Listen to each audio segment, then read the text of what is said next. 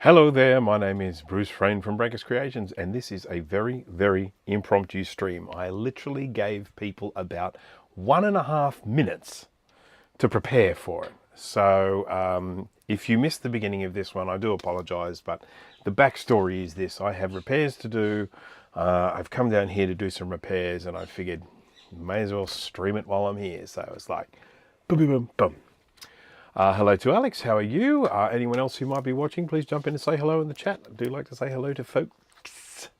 I'm going to start off with doing a little bit of work on IIsi that I've been looking at. I've just got one thing I want to try. It probably won't work, but I still want to try it.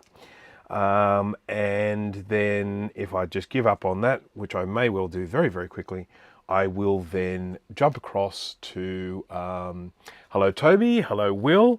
I will jump across to an LC575 I have at the moment, which is giving me death chimes. It's been recapped, it's been cleaned, but it's still giving me chimes of death, which sort of screams out bad RAM chip. So we'll have a look at that one and see what we have. Sad Mac, hello. Look, what time do you call this, Sad Mac? I mean, come on. I've been going for 1.5 minutes. Goodness me.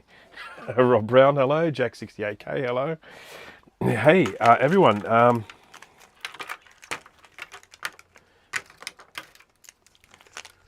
Flux much?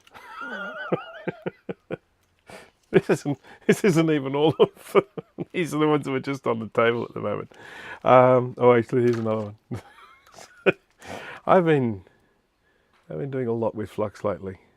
Funny how that is. Micro Major Repair, hello. Yeah, so Max is there. Hello, Max.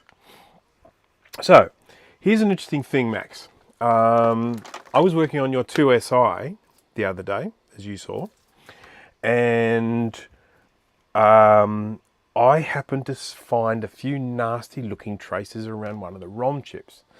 Now, I thought I had ruled out potentially a problem there because I tried an external ROM sim and it still didn't work. So I thought, okay, well, it's not the ROM then. But finding such noticeable damaged traces on that ROM chip has made me think that maybe because there was a trace broken there, it was impacting on the other ROM as well. But I've also encountered another issue, and I believe it is with this chip here, which is this is not your board, by the way, because if it is, you'd be like freaking out because there's things falling off it. This is one of my donor boards. This is the, what do you call the thing? RBV, which is the RAM-based video, and I think there might be a problem with that chip. So I've got to take that off this donor board, put it on your board, and we'll see what happens. 0 flux given. Love it. Love it. So, yeah, what a fluxing old time we've been having lately. Let's talk about Flux, baby. Yeah. How did you get on with Fluxgate? Well, you've seen the second video, I think. Have you, JJ Brubaker? I'm pretty sure. Because I think you may have commented on it, you may not, but anyhow, I've been trying to like all the buttons, get all the comments, get all the engagement happening on that video. So yes, obviously Fluxgate, the more it unfolds, the more I sort of feel like there were certain things that perhaps weren't handled as well as they could have been. But I guess that's to do with the inexperience of the sort of new company that took it over. Important to understand that the company that took over Amtech Flux Manufacturing is a new company made up of old Amtech people. So it is a relatively new organization, but it's been made up of you know, sort of veteran Amtech folks. So this is one of the reasons why they have the nous, the ability to go in and make improvements to these Flux formulas, because they've actually got folks, they've got the brainiac people there that are able to come up with these, these chemical changes. A few people have asked me if I have tried the Flux 213A, the Amtech 213A, and I am pretty sure I have, but I can't be certain. Roll back to about 2020. I ordered some Flux, I assume from Inventec, but I can't remember. I guess it would have been. So I ordered some Flux from Inventec, and I got a tube of what I ordered. Great, 30cc tube of the V2, which was of course actually ASM, but never mind. And they chucked in a tube of another product, and if I remember rightly, it didn't actually have a code on the label. It was kind of like a bit of a generic label, and I think it might have been the 213 inside it, but I'm not sure. And my recollection is that it was quite pleasant to work with, didn't smell bad or anything like that, and it worked well as a Flux. What I did not like about it was its opacity. And this might sort of seem a little bit petty, but if I jump across here into the microscope view, which may or may not work, it's working. Happy days, happy days. So we're going to remove this chip here, right? So what I'm going to do is I'm going to plonk some Flux onto this, plonky doodle, and I'm going to show you the difference between a couple of Fluxes here. I'm going to grab new formula V2, and I'm going to grab ASM. Now, I'm pretty sure it's the new formula V2. Now, if I put that on there, like that, and then I'll get here the new one. Okay, bad example, but anyhow. When I put that on, you'll see that the one on the left is completely opaque. I cannot see the pins underneath it. Now, the Flux works perfectly well as a Flux. When I'm working with this stuff, I like to be able to see through the Flux. I like to be able to see under it. I don't need to be able to see clearly under it, but I like to get an idea of where the pins are underneath. As you can see from this one here, I can get a rough idea of where these pins are. So I can at least push my soldering iron in the general direction of where I want it to be, rather than just sort of pointing it into a cloud of nothingness. So this is where Flux becomes quite personal, because this is all going to be in my Flux review video that I do. Flux becomes quite personal, and the things that I like about a Flux may not be the same as someone else. Someone might look at that and go, I don't care if it's opaque. Who gives a stuff about that? You know, I mean, I listed in my last video all the criteria for me, about things that I like. And someone might look at that and go, I don't care about those at all. And that's fine. But this is what makes a good or bad Flux from my perspective. I will watch as I need some. Cool, no worries. So look, it's very important to watch the latest video I did, which is Fluxgate Part 2. It's on the featured videos on my channel. In particular, if you're following the Flux thing, because there is an important announcement in that video. There is something quite important in that when it comes to this whole V2 ASM thing. The whole thing is there is a new alternative coming out, and I'm going to be using it in this video anyway, so we'll get that happening. So, and it is this. Feast your eyes, folks. Sample 88. I should probably change camera, shouldn't I? Let's try top view. How about that? Let's try that top view. Oh God, it's zoomed in, isn't it? That's from my last video. Sample 88. Focus, focus, focus. It'll do it. It will focus. It will. Just have a think about it. Any minute now. Okay, well, let's put it here then. There we go, there we go. Sample 88 from Amtech. And that's it there. So this was actually quite an honor, because I was the first person to actually get to try this, who wasn't from Amtech. And that's because of the first video that I did, and obviously the number of views that it got. People, you know, they obviously looked and said, hey, well, you know, this is a way of getting the word out. You can see it's a genuine product because we've got our UV glowy label. Let me just bring that down a little bit, but you can see the lovely little genuine product, 100% satisfaction guaranteed. Beep. So anyhow, this is it, and this is going to be referred to as NC559V3TF. That's what sample 88 is going to be. You heard it here first, folks, or maybe you heard it from someone else, but I was the first person to try it. So even though other people have heard about it, I did actually get a chance to try it. And I've got to tell you, it is one of the nicest smelling fluxes you are ever likely to try. It makes you hungry for sweets. I mean, it is a delicious smell. Anyhow, excuse me, Shady Robot, hello.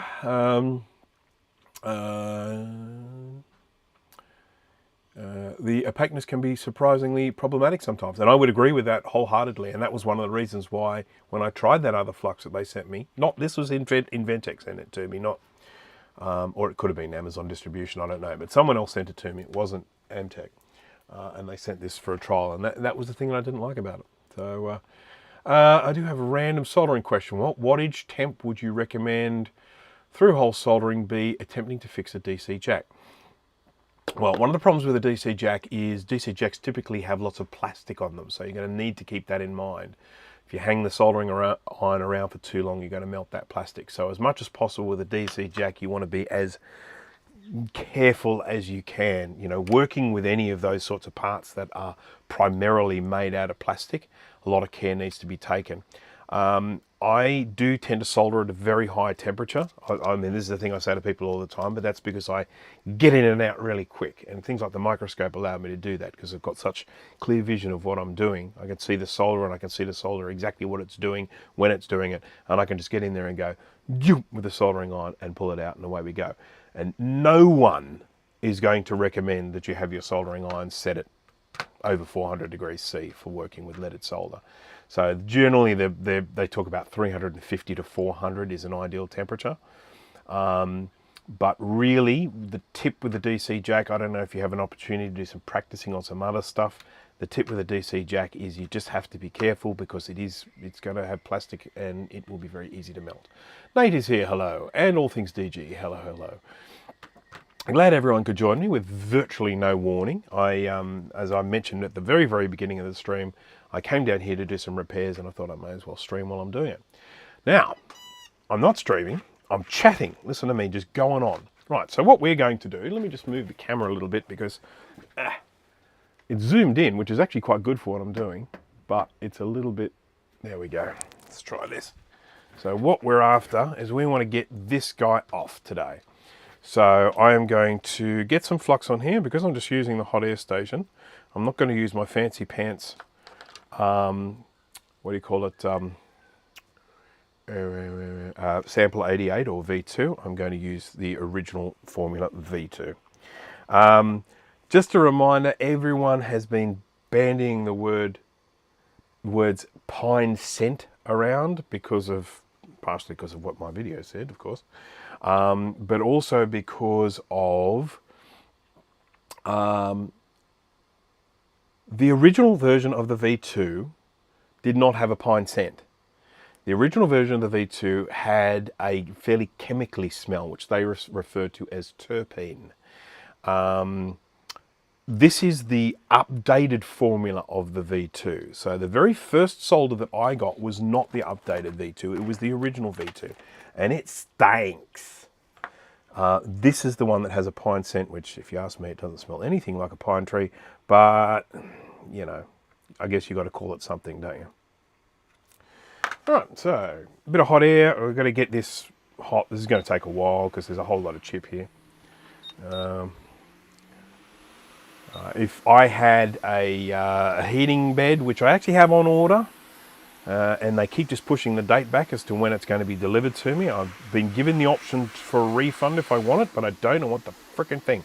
And it's a little metal thing that you plug in, you put a board on top of it, it gets up to temp, and it gets the whole board warm. And then when you hit it with the hot air, you're really just finishing it off. It means you get things off a lot easier. For doing something like this, a nice big chip, it would be quite good. Bit of Chillbilly Shack, hello. Smell that pine. That ain't pine, it doesn't smell anything like pine. Never mind.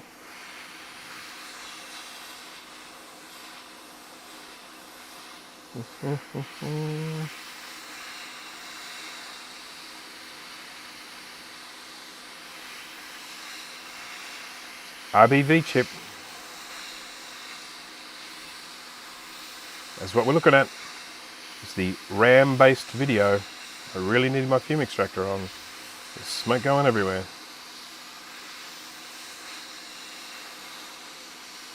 I did a beginner's guide to soldering video a long time ago, several years, or a couple of years ago now, 2 or 3 years I guess. And I'm very happy with it. The content and basically the information that's in it, I think it's very good information. And as a beginner's guide to soldering, I think it's actually quite good. And it's getting close to 1 million views so far. So it's, you know, it's a popular video. But I had a tickle in my throat the day I recorded that, and I didn't even realize it while I was recording it. And then when I went back and did the editing and whatnot, I am literally coughing the entire way through the video. And to watch it today, I find that so frustrating to watch. It's like, oh my goodness. Cough, cough, cough, cough. And of course, everyone thinks it's because I'm suffocating myself on soldering fumes. And it was just that day. Or, you know, I probably had a cold or something like that, or dregs of a cold. And when I was filming that Flux skate, I had a terrible frog in my throat during that. I had to do that in about 50 million takes. So I'm not reading the chat at the moment because I'm staring at this chip because it's just about to give. Part of what happens when you're doing this heating up is you're getting the whole chip hot, and you are getting the board hot as well. And that is helping to actually make it so that all pins are released at the same time. What's really handy to have when you're doing a chip like this is one of these hot air tips, the things that go over top of the hot air station, that blow air out in 4 separate horizontal jets around the chip that allows you to then just get the whole chip off. This is taking such a long time. Thank you. And I always try and hold it up like this while the solder's still wet, because what can happen is you just push it sideways and then it resolders itself to the old pins. So there we go. There's the chip. He's hot. Hot. We'll let him cool down a little bit slowly over here. And then we shall take the other one off. Let's not put him in that. That will melt it for sure. Right. Here is my IIsi board that is getting less and less things on it every day. Pine scented, I remember a joke that I heard nearly 30 years ago. It's kind of nasty, not dirty, as in not family friendly, just nasty. I see. Do they have pine trees in Australia? We certainly do. They're not native to Australia, but we have lots of pine trees out here because, well, they're a very, very good structural timber because they grow straight. So, you know, they're very, very good for building things. So, yes, we have pine forests here that, you know, so they've obviously deforested what was there, and then they've planted pines for, you know, sort of for making things. I guess the advantage is that pine's quite fast growing, so they can regrow quite quickly, which is a good thing. But yes, we do have plenty of pine trees out here. And it's important because anytime we film something in Australia that it's meant to look like it's from another country, they go film around those pine trees so that it doesn't look like Australia. Because the minute you start showing huge amounts of like gum trees and stuff like that, you can go, oh, that's Australia. Australia. Yeah, I mean, you know, pine scented makes me think of floor cleaner or you know, sort of a bench cleaner or whatever, you know, that sort of thing. You know? It's like, you know, when you need something that's a strong enough scent that it overpowers the cleaning chemicals. The IIsi is back indeed, yes. Let's look, I probably won't be on this for long, but it is just something I need to do. And, oh, far out. Don't know. Yeah, that's it. And I thought we would do it here. So we would do it now, and then I've got to move on to an LC575 next. So we'll do that next. Right, so now we're going to be taking this off this. Anyone pay attention to the orientation? Never mind. I'm sure I'll figure it out.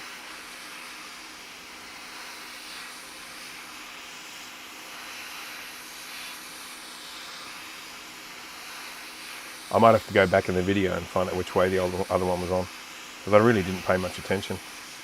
So I'm in Egypt.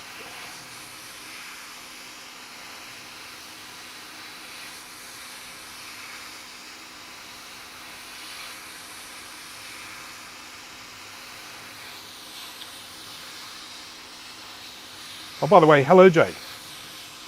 Did I say hello to you, Thomas? I can't remember. If not, hello, Thomas.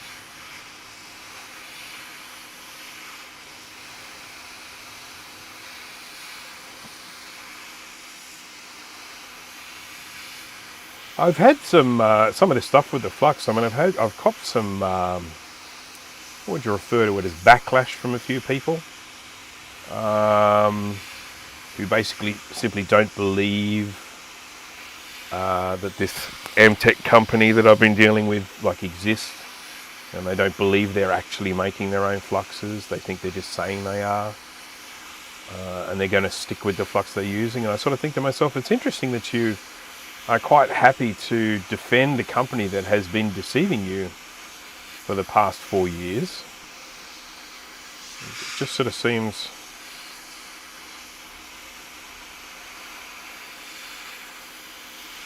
I don't know, I guess some people just get very stuck in their ways.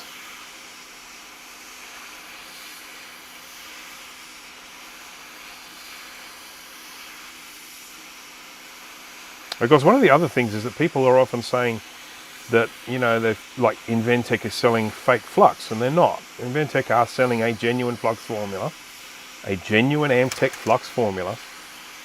It's just they have been putting the wrong label on one of them.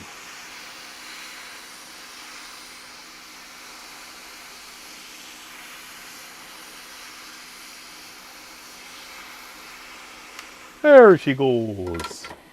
Right, now this one here, I don't know that this one's dead, so I'm not going to dispose of him. I'm just going to put him safely away. There you go. Make a friend with a 68040.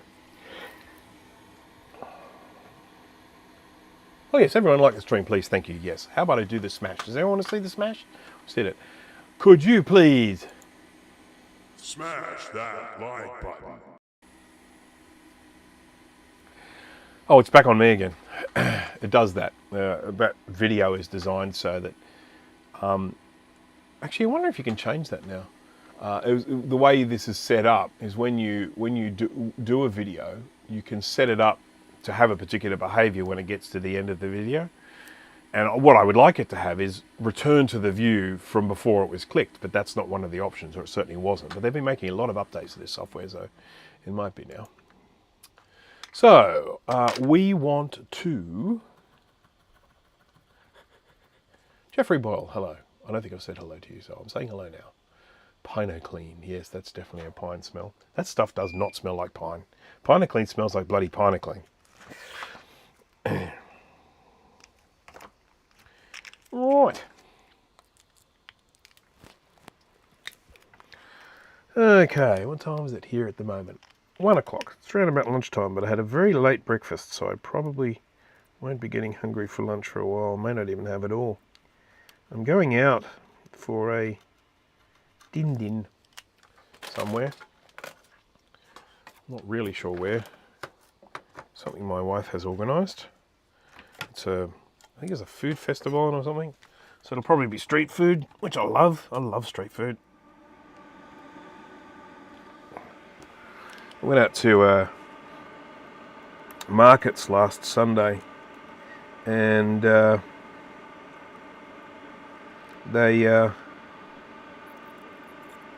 was lots of street food there. And one of the beautiful things about living in Australia, which is such a melting pot of cultures, was the range of foods available was just fantastic. There was Malaysian food, Korean food, Japanese food, island food,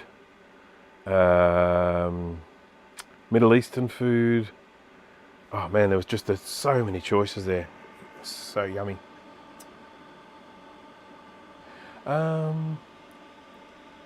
Is street food roadkill? No, it is not. Street food is food made by street vendors. And you will often end up getting things, a particular flavour from street vendors that you just simply cannot get anywhere else. The stuff just tastes so good. All right, now let's have a look here. Okay, pin 1 is there. That's, we can see there's a little dot. And there's a little edgy bit here. So, where's pin 1 on this thing? I think that's pin 1 there. I'm pretty sure that's pin 1. So he needs to go this away. That sound logical? Sounds logical to me. I like logic.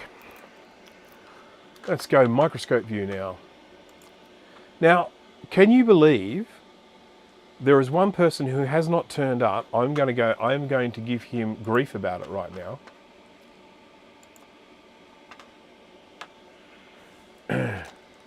Here we go.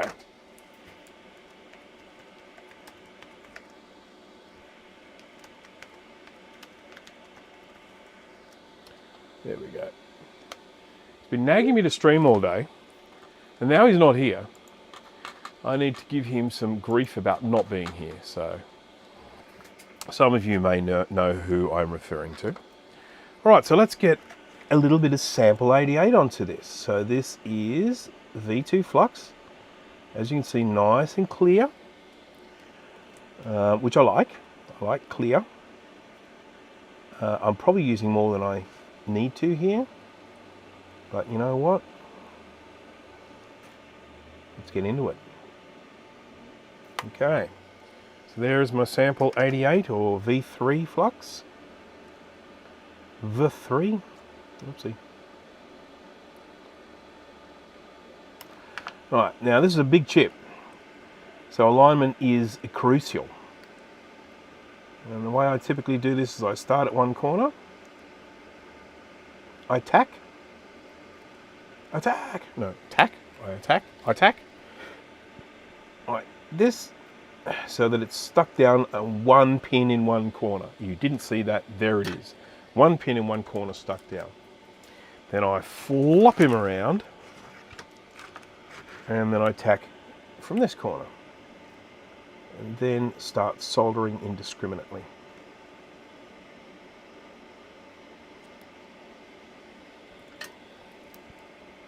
Tack, tack, tack, tack. There we go. So this isn't going anywhere now. It's not going to be bumped. So I can now go in and start, oh damn, this flux is sweet. And I can just,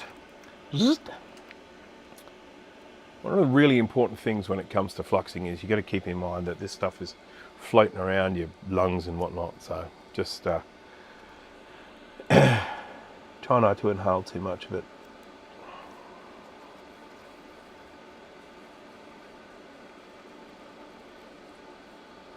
Hey fume extractor, start extracting some fumes. That's what you're there for.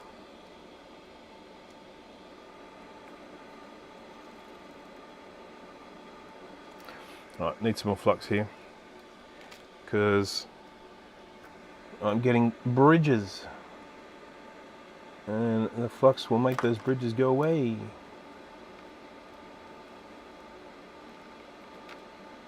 Probably used a little bit too much solder, but that's fine.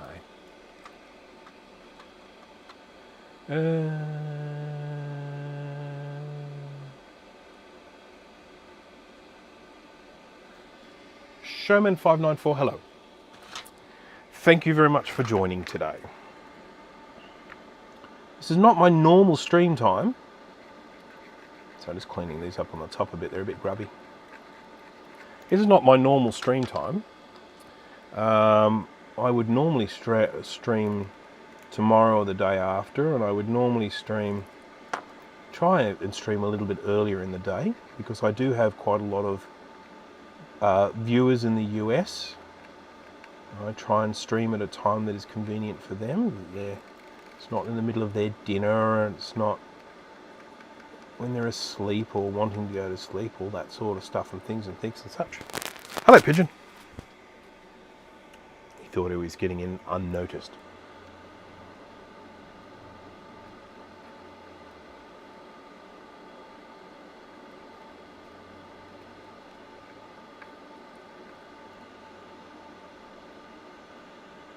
Okay, dippity-doo.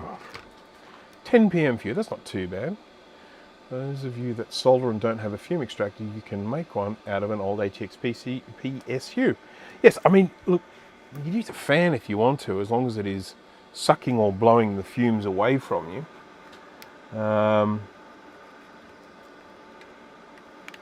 The one thing I like about the fume extractor I have at the moment is the flexible neck. So you can get the little head of the thing into the right where you want it. Right in there without it actually getting too much in your way. It gets a little in the way. There's a bit too much solder there. What do you reckon?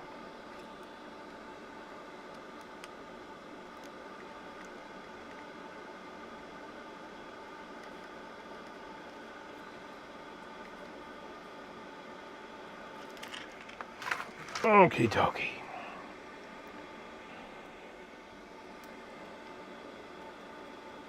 Last side.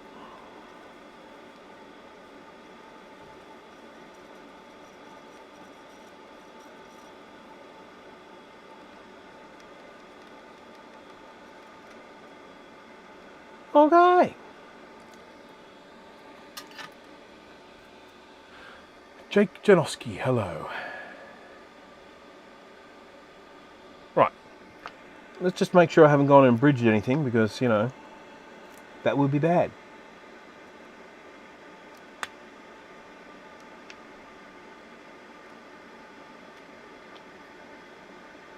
Looking good.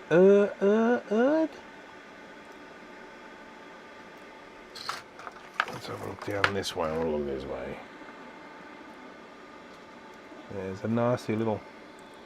There's a spot down here, which I think is actually a brake. I'm going to see if I can fix the brake. Just with a bit of extra solder. Yeah, that's fine. That's joined. Yeah, we're all good. There we go. Right, so the next thing we're going to do with this is we're going to test it. I'm probably going to have to go to top view and I might have to zoom out a smidge. I can see you, Pigeon. You have to accept I'm smarter than you. Okay. Zoom, zoom, zoom. There we go, that'll do.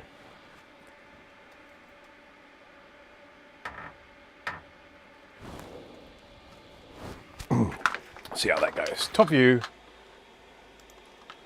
That's a little bit better. All right. So what we have done is we have swapped this chip over from a donor board because I have my suspicions that that chip is unhappy. Some of the things that we've done here on this board, we've resoldered all of these, we've resoldered these two, done a few little trace repairs. I've done a bunch of trace repairs on this ROM chip here. And now we just want to see if any of that has amounted to anything, or whether this will just continue to be the bane of my existence until I am finally committed to a mental institution, just murmuring 2SI under my breath for the rest of my life.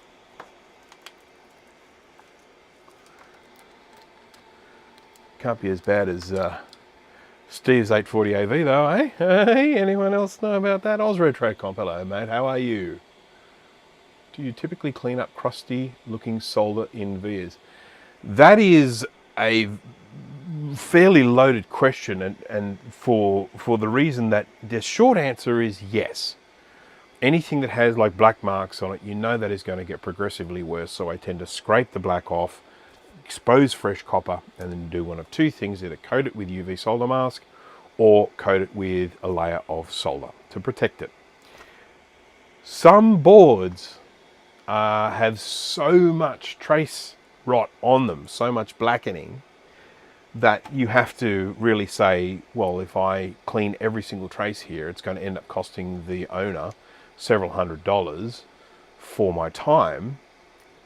Is it worth it? That sort of thing. So, you know, those are the sorts of things that just need to be considered.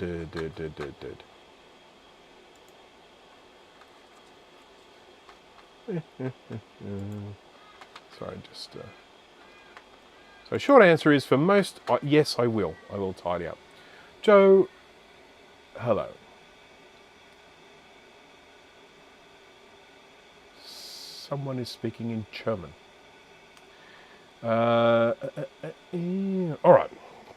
So let's connect up a screen. I found my extender. Anyone who was The other day when I was working on a classic and I couldn't find my extender, I had put it away. Can you believe that? I'd put it away. Who does that? Right, so source, oh, video, I was already on the right source. Vigor. Now, just to remind people what normally happens with this computer when I switch it on, when I give it some power, this little red light will go to green, which shows that it's getting a video signal. The screen will then go white, and then it won't do anything else. So it skips some fairly important steps. Well, it doesn't get to them. All right, so we ready? 3, 2, 1, power on, green light, white screen.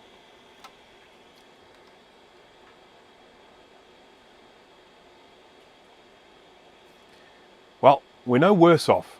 Shall we just say that? No worse off.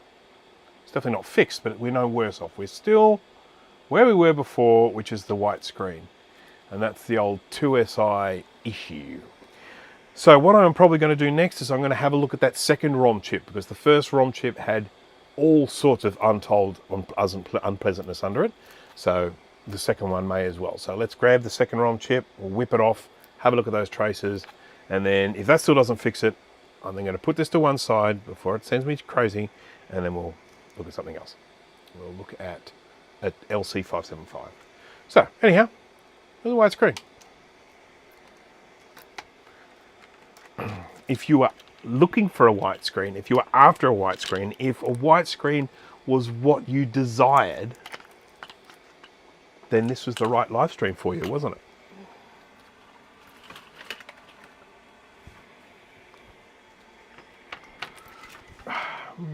Oh, my 3D print has finished printing. I'm going crazy printing brackets and things for 3D. So for things like this, the little blue SCSI holders, I'm printing a whole stack of lids for these at the moment. And then I've got to do the cases. We've had a terrible time with 3D printing here at the moment because we've had one of the wettest summers on record. No, we have had the wettest summer on record. And we have had, so far, we're only a quarter of the way into the year, and we've had more than our normal average rainfall. So it's been very wet, very humid, and anyone who does 3D printing knows that a lot of those 3D printing filaments don't like moisture. No, they don't. Angular Momentum, hello and welcome. You should study cybersecurity, shouldn't we all? All right, so this one here is one that I looked at and repaired a bunch of traces on. This one is what we're going to have a look at now. So let's jump across to microscope view and we'll just see what we can see. Now I'm just going to see if I've got a response from this person that I said, where on earth are you? Oh, this particular person has lost internet. That's why he's not here.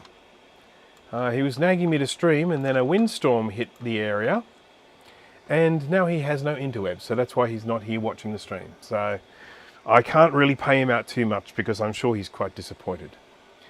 Summer. Yes, it was summer. It's not anymore. Now it is, what do we call it? We call it autumn. That's what Americans call fall. So yeah, that's what it is here at the moment. But yeah, it was a pretty piss poor summer that we had this year. I mean, it was shocking. So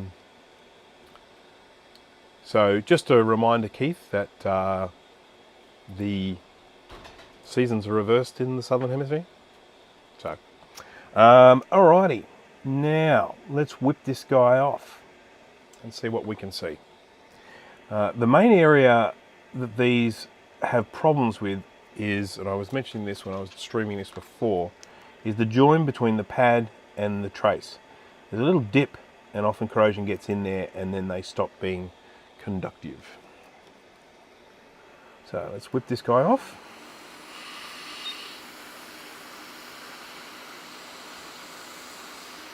ROM-tastic. This one should hopefully come off a bit quicker than the other.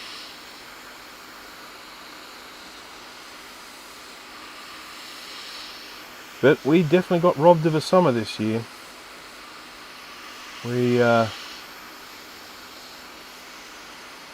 Summer starts in December. December, January, February is summer. And it was awful. Wet, not hot, awful. Saved a fair bit of money on electricity because we didn't have to do any heating or cooling, but still awful. Especially if you're like me and you really like hot summers. Right, let's just clean up these pins just a smidge with a bit of that stuff.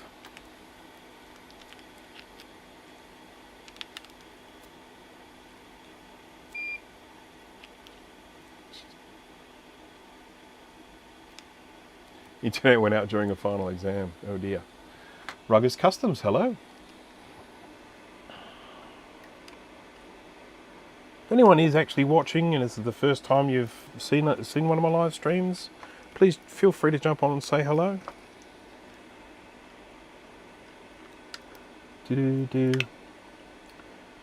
So I just want to get these pads flat. They don't have to be perfect, but I just want to get them flat so that when I... Oh God, this thing just keeps moving, it's driving me bananas. I'm just going to find something to hold it in place. Excuse me. Here's this. This might be, hopefully this will hold it in place. Just makes life a bit easier. Funny thing is, this thing that I'm about to use, I bought this ages ago. And then I had people who had watched my streams or had seen me use this and said, oh, where can I buy one of those? And I was like, oh yeah, no worries, I'll send you a link. And I couldn't find them anywhere. It was like someone just decided to stop making them or something. I don't know what that was all about. Okay, so now I've got this, so it's not going to bounce all over the place. I can get the flux off. I mean the solder off. Just using some good old-fashioned wick. For anyone who is not sure what wick is basically just braided copper infused with some flux, and it just draws the solder into the braided copper. Wonderful stuff, and I go through this stuff like you would not believe. But on the bright side, I buy it from a shop just up the road.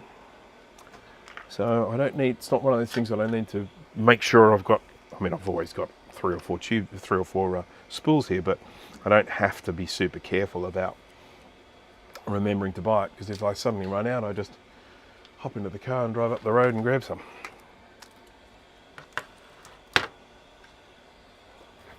+60 degrees Fahrenheit weather here for a few days, and now looking at a week's worth of 30 to 45 degrees Fahrenheit weather. I don't actually know what that is. What do you, I have to halve and add something or something? I can't remember. Kangaroo can really hurt a human. Yeah, the big ones can. The big reds, they're massive.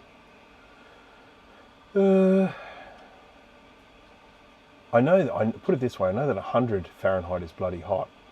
And I know that 0 is bloody cold. I know that much. So, but 30 to 45 sounds pretty cold to me, but I'm not sure. Because I'm so Celsius. I'm very Celsius, not Fahrenheit-y. 68F is equal to 17 Fahrenheit. That's bloody cold for me. That is frickin' cold.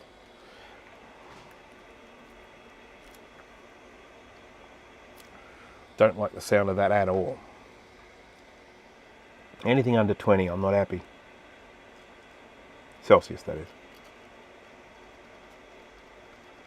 Now, what flux did I grab this time? ASM. This is ASM, people. This is the one that created all the stir, because people have been using ASM all the time, but they thought they were using V2. And let it be said, ASM is a bloody good flux. Even if it has a V2 label on it, it's still a bloody good flux.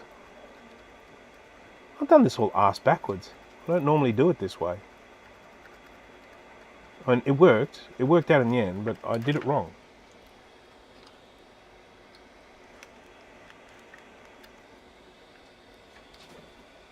Water freezes at 32 Fahrenheit. It's easier to remember in Celsius because water freezes at 0 in Celsius. So the two main things with Celsius temperature is water freezes at 0, water boils at 100. So that's the kind of the top and bottom end of those.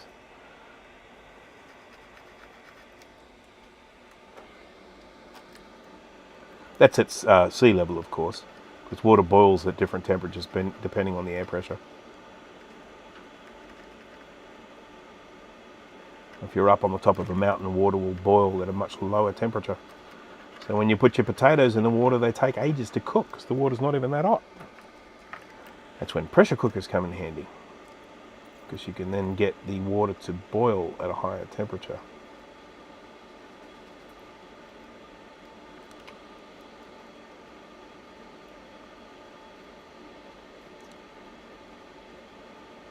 I'm just cleaning up some of these traces that I exposed a while ago. Not sure they've got a bit of solder on them. So this ASM Flux is basically sold as odorless. Now it does have a smell when you apply heat to it, and I liken it to a fairly sweet smell, like sort of cotton candy, or what we here call fairy floss. But it's very, very subtle. I mean, there's very little smell with the ASM at all. Even the V3, which does have a lovely sweet smell, it probably does smell a little bit more than ASM. But that's a maybe. Not a definitely. Okie dokie. Now, what we have to do now, we need to look at all these pads and see if we have any that have broken. Yes, better than the cat smell. Ugh. It's just a snow next week in upstate New York, because why not? Yes, well, it's supposed to be getting warmer, so stop it.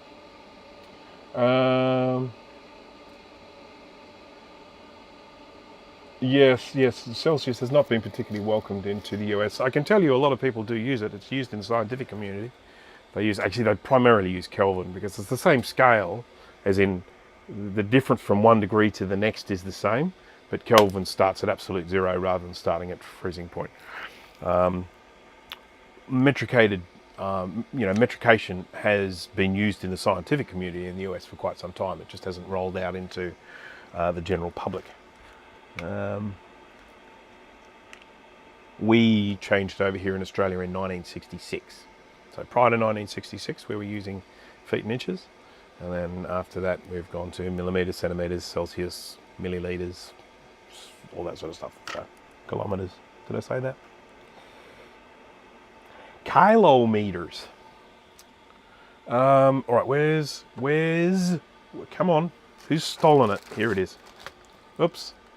Missing some bits. I'm not going to work so well without them. They're here on the floor because that's where I keep things.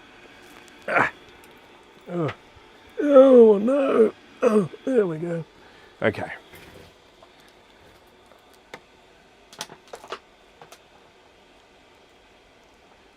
Celsius is still wrong. It's remarkably right, I have to say. It's a very, very simple scale to work with. It's very, very easy. Interestingly enough, did you know that Celsius and Fahrenheit cross over at around about minus 30 degrees? So minus 30 Fahrenheit is the same as minus 30 Celsius, or minus 32, something like that, somewhere around there, give or take. So there's a certain point where they do actually meet. Try it, you'd like it. Right, so let's just check some beepity beeps. Let's get this on to... did I mention how important it is to have a good multimeter? Have you had a good old think about that today? Having a good multimeter to work with. One with all the auto functions, auto ranging, smart multimeter. Very important stuff. Got to have one. Beep.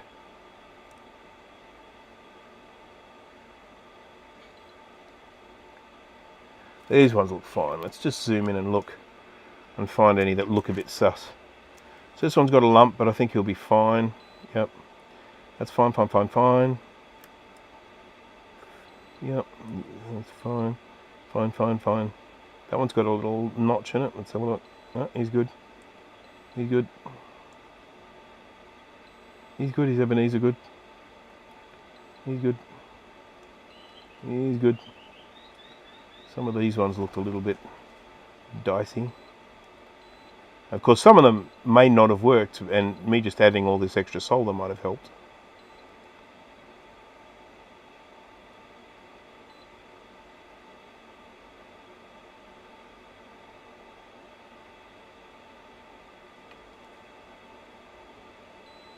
Good. Good. Good. These all look fine. They all look fine. They all look fine. So, right. So, gosh, which multimeter is that, you say? Oops. No, that's the wrong button. How about this button? It's this multimeter. Yeah, look at that. Kaiweets Cam 601. Links in the description if you want to buy one. Only one better thing than buying one. Buying two. I'm still on my first set of batteries, by the way. Just in case anyone... There was comment about the batteries a while ago saying, oh, look, your batteries are already halfway down. It's like, yeah, they're still going. So, just saying. Right, well, this ROM chip's going back on because of the wonderful things he does. We're all good to go. We want the thing to go on this way.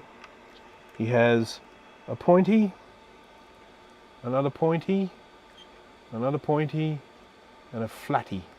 And you can see there's a little screen print of a flat there, so that's the way around it goes.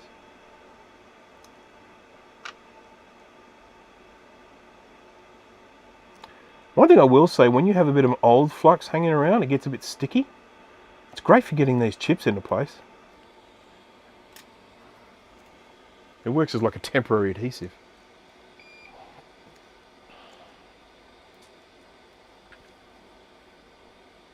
Interestingly enough, even though we have been metricated since 1966 and I was born after that, I still tend to work with heights in feet and inches.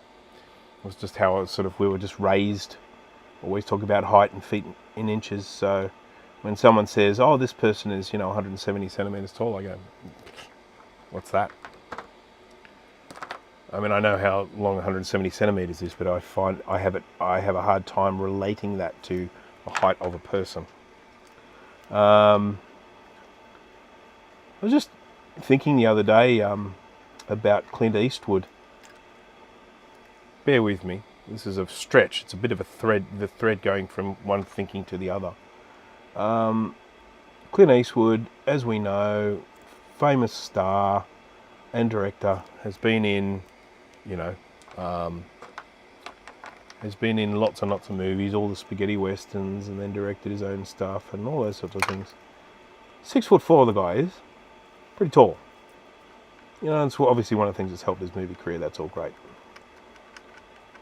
Has a son, Scott Eastwood, I think his name is. There might be more, but Scott Eastwood is the one I'm thinking of. Pretty sure it's Scott Eastwood. And this guy, father's 6'4", Scott is 5'11".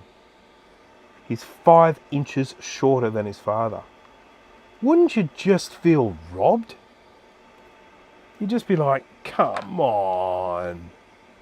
That's not how it works. Sorry, fume extractor's gone for a walk again.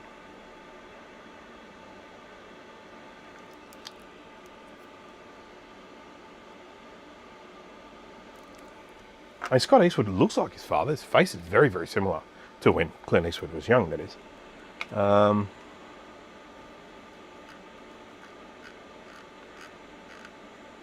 But, damn. Poor dude.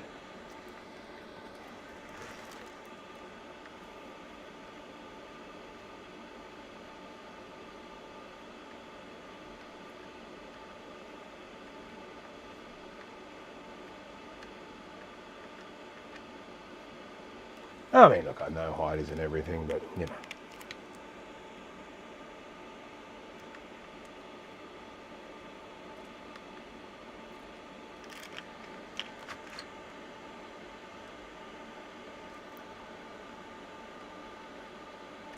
All right, now I think what I've done there is going to make absolutely no difference, but we will do a final test before I put this aside and work on the next board that I'm going to work on. I have to come back to this and keep looking for traces. Keep looking for bad traces.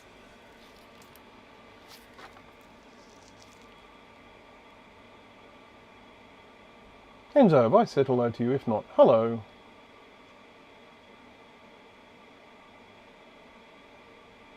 Do.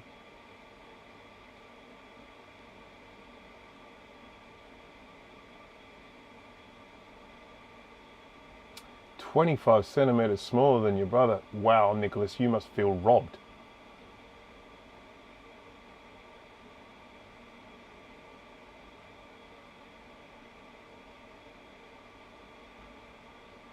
.6'3". People never see me standing, so they've got no idea how tall I am. I'm 5'10", so I'm not exactly a tall person, but I do not consider myself a short person either. I consider myself relatively average. Mind you, in this day and age, probably still considered short, because people just seem to be getting taller and taller. But I have grown up my entire life with most of my friends and family being most of my friends being very tall. So I'm just used to being the shorter one around.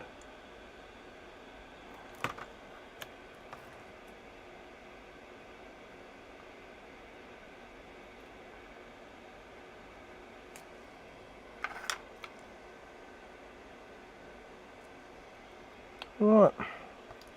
Okay, both ROM chips back on. We'll just give it a quick little clean with a bit of, what do you call that stuff?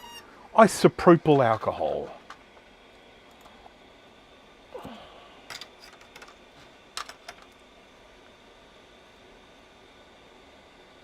Grandmother stood at 6'4". Wow, she must have stood out in the crowd.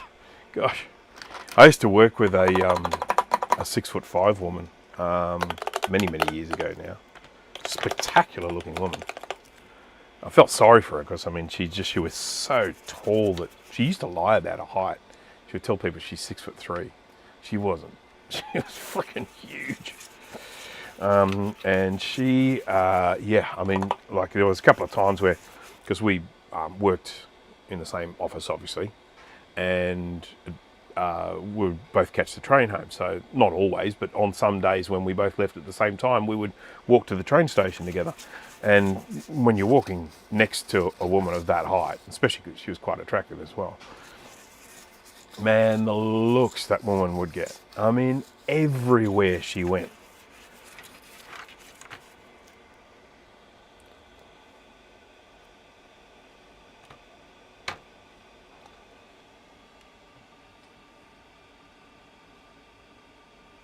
Oh, grandfather, sorry. I read grandmother. That's a tall woman. Grandfather. This is one of the problems I have with this interface that I use. The chat window here is kind of like the background is translucent, and I find it so bloody hard to read. So yeah, I do get things wrong.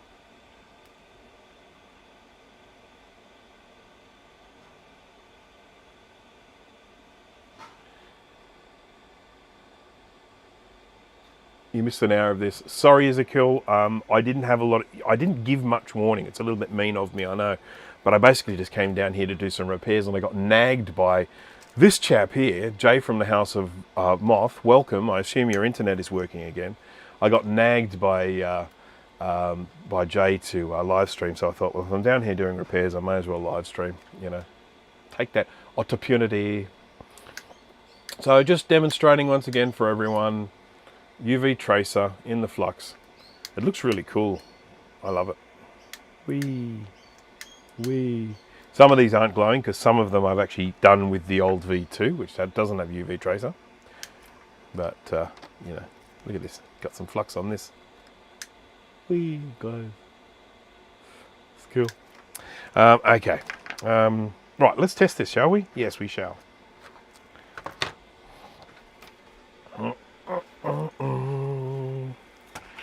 It's not going to work. but we will test it anyway before we move on to something else. I do have a specific charge.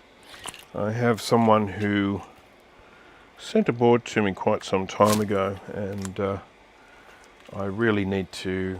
I've got quite a lot of boards that have been here for a while that I need to start seeing to getting them out.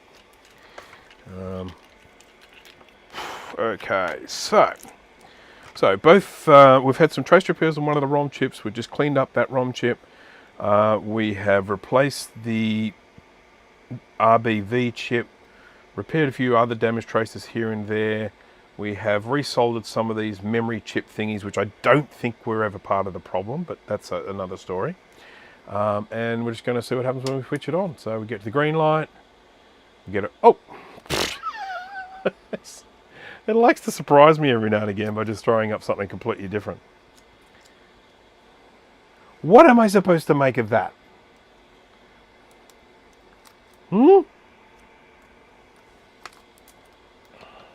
This did it the other day, remember that? For no apparent reason. Why? Why are you doing this?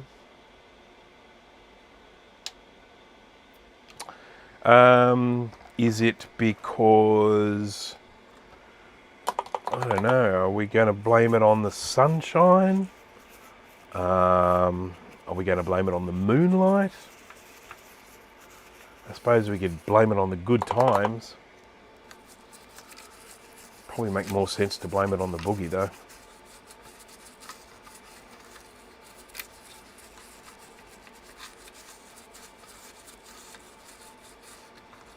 I have just basically come to the conclusion that the IIsi board is really, really finicky.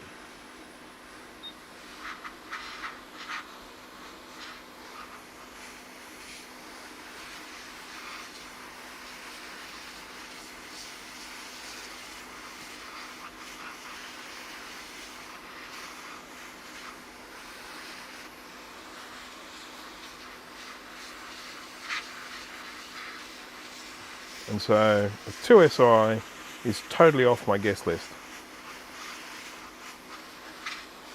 I've had so many people asking me to recap Macintosh portables lately, and none of them in Australia.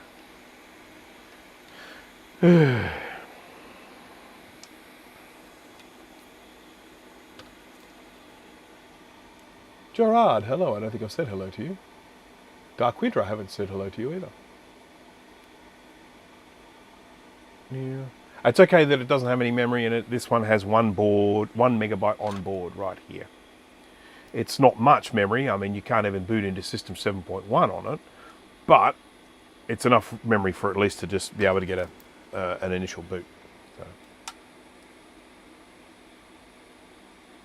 Yeah, we got that again. So I'm just going to recheck the soldering I did to see whether I bridged something.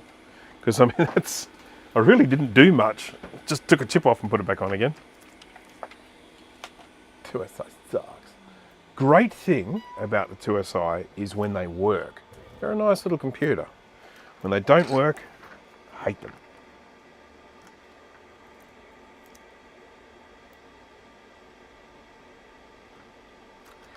Let's have a look at this with a little bit more care. Scope view.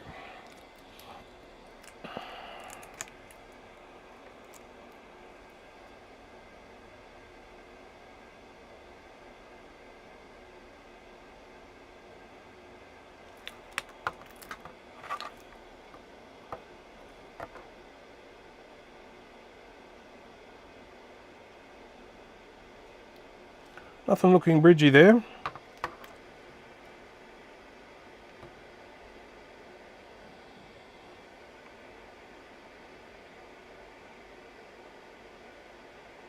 So basically, unless we've got, you know, maybe it's alcohol or flux or something sitting on some traces creating a bridge maybe underneath the chip, because obviously there are a few exposed traces there. It's always possible, so it might just need to dry out. And if that's the case, then we'll just leave it to dry out,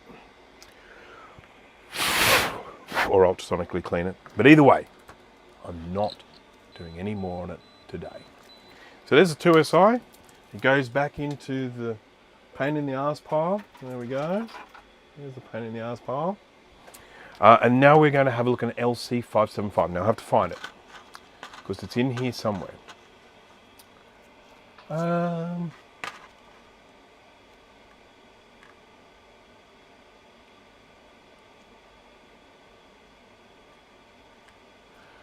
I'm currently defeated in my recap of an Apple CD 150. Why are you defeated, Keith? I must ask. Check out that BT478 KPJ6. Which one's that? Which one's that? Which one's that? What were we looking at? We're looking at BT478.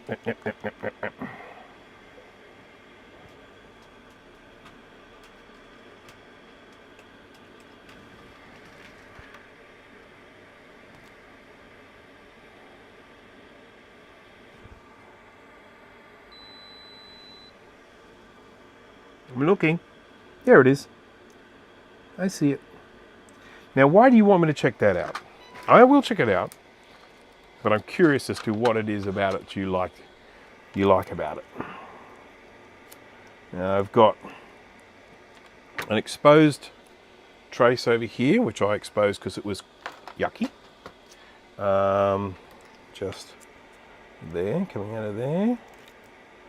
Not looking too bad there. There. Bit crunchy, but I think that's fine. So I definitely wouldn't be freaking out too much about that one. Alright, away with you, away. Alright, let's bring up the job ticketing thing. Alright, scrolling down to catch up on the chat. Beautiful work. Well, thank you. It's a shame it doesn't work. Could be possible that it somehow got hit with a static discharge. Unlikely. I honestly, in this sort of situation, I mean, yeah, look, there are opportunities for static electricity to be generated, for sure. But the chances of them actually like frying something on there are fairly unlikely. As I said, the 2SI is just finicky. Righty. Okay, so would not. No, it does. Now the 150, as opposed to the 300. So we're talking about the one with caddies, as you say. Because I'm used to the CD 300, and I'm not sure about the CD 150, what that is. And I've obviously got recapping guides for the CD 300 on my website, and I've done a bloody lot of them, I tell you, because they all have terrible capacitor leakage.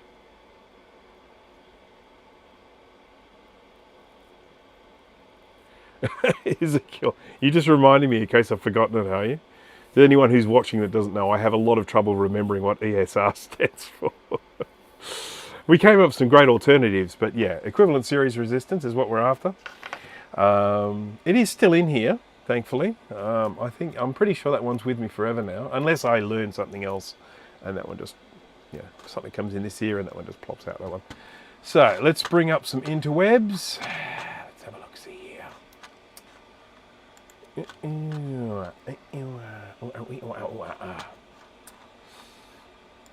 Oops, just opened up my email. That was not what I wanted to do.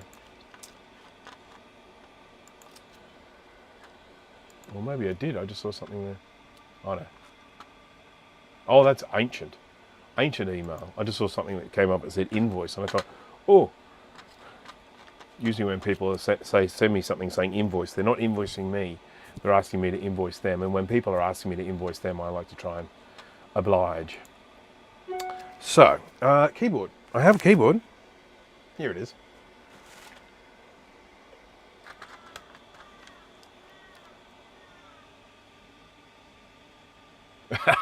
that is really funny, Ezekiel. Okay, so let's search for my recapper Mac repairs. This is my repair software.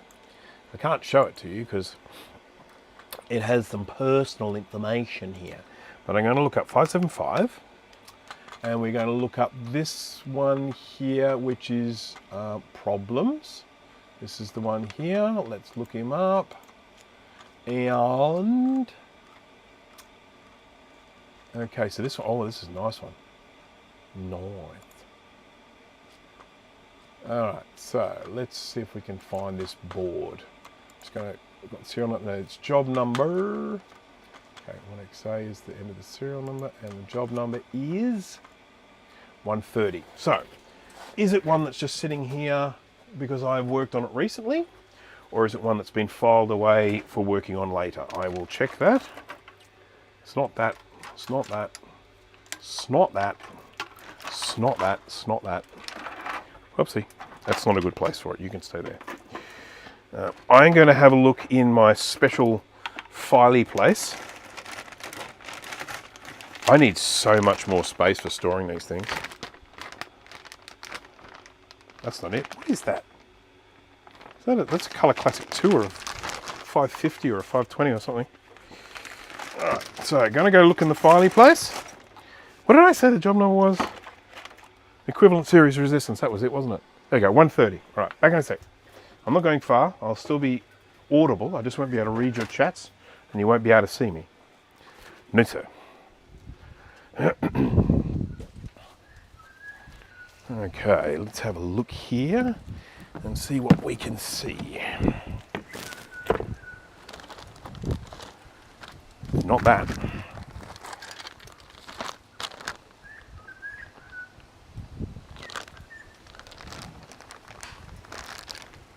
Nope. Okay, that looks like... Nope. What do we got here? That's looking more like it. 130, that's it there. See, my filing system works. All these people, all these naysayers, hanging around telling me my filing system's no good. They don't know.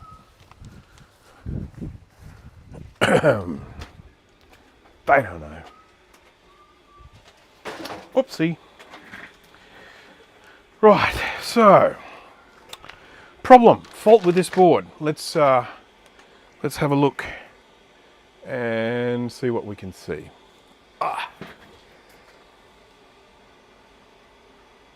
Usually goes to sleep. Yeah, that's understandable.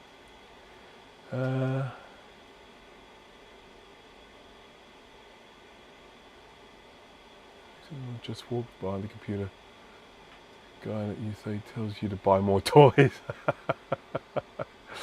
Yeah, well, you know, it's never over. And it is never over. Just when you think you have everything, you're sort of like, oh God, you know, I need this thing. I mean, I need solder tweezers. I don't have solder tweezers. What else? I need... There was something I was thinking about just the other day. It's like, oh, I really should have one of those, but I don't. It's crazy. Anyhow. Is that 2C behind you? Is that a 2C behind you on the wooden box? Yes, it is. It's broken. It's broken. I did a live stream relatively recently where we whipped it out and I had a few Apple II experts in the group and we tried to get it going.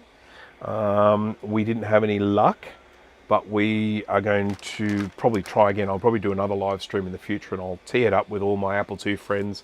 You know, people like Joe from Joe's Computer Museum and Adam McGee from Adam's...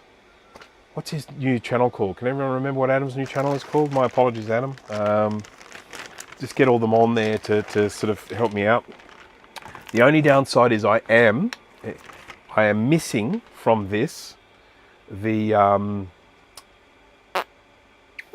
chip that does the graphics, character encoder or something like that. So I don't have that. I've got a working 2C that I can swap that chip out from for testing, but I'm missing that chip from this one. Now, on the bright side, in a couple of weeks' time, I will have, in working order, the little green ET screen for the 2C, the one that sticks its head out like ET's head on the stand that comes around. So yeah, that's going to be nice. I will have a complete 2C. I'm going to sit there and play with it. Adam's Apples, that's the one. Newton's Apple. Hey. 2C is the same as the 2SI right now. Yep. Internet is back. I'm here. You may start now. Okay, no worries. Well, this is what I was essentially going to do anyway. When I came down here, I got, what's the word? I had been searching for a donor board a while ago. And then when I came down here to do something else, I found that donor board, which then allowed me to do another repair. And I thought, I'll just quickly do that. So I've been working on the 2SI. Now we're about to start working on this. Top view, what we have here. Looky what we have here. This, excuse me, is an LC575. This has been recapped, as you can see. Nice new tantalum caps. Damn fine workmanship too. I wonder who did that. Anyhow, it doesn't work. If you put this into the computer, it gives us a sad Mac chime. Now, sad Mac chime basically means the ROM is working, it's kicking off into the ROM, so that's good. We know we've got partial workage there. And that generally means the CPU is working as well, because it's doing some CPU-y stuff.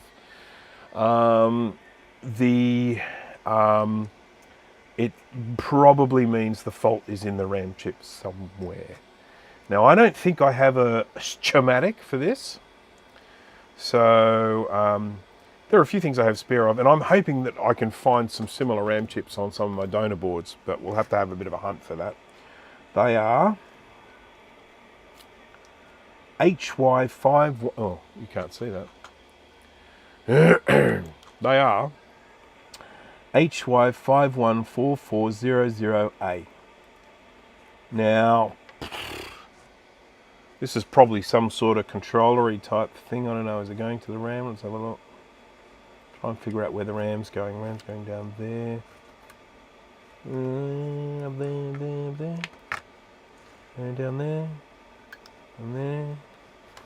Maybe into this thing. Don't know what this thing is. Be nice if I had a schematic. Hyundai! Indeed. So, what do we got there? Anyone figure out what those chips are and see if we can actually get a replacement? Let me just, actually, here's a fairly easy way to figure it out. We can go to Every Mac, LC575. This is the one that I sometimes confuse and call a 475. I've done that before. Big difference, big difference. So we have, looking. I really want to get a better monitor for in here. Nice big one, high res. 4 megabytes on board. So 1, 2, 3, 4, 5, 6, 7, 8.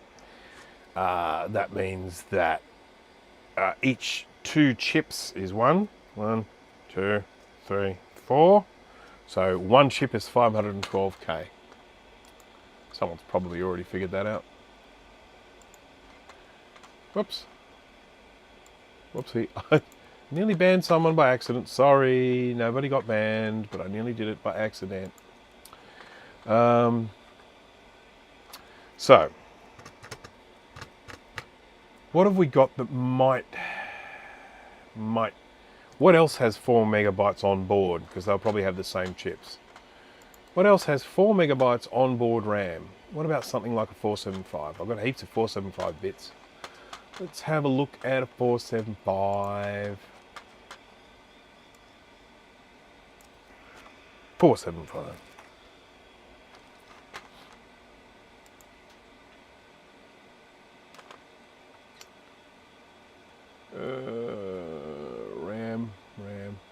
RAM. Black Benny motherboard RAM 4. So all I have to do is dig up a 475 board and we're good to go. We'll just take the RAM from that. RAM, the lamb.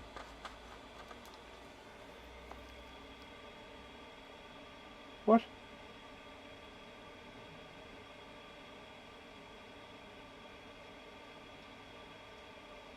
Is the LC575 the same as the Performer 550? No. The 550 is an 030 chip. The 575 is, I think, 575 is an 040 chip. But before I go in and just start talking like I'm the authority, I will look this up. Because just remember, everyone, it's really not a crime to say I don't know.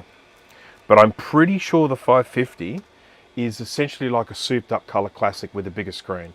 So it is, I think, a 20 or 25 megahertz 030 chip. But we will check that because we do that here.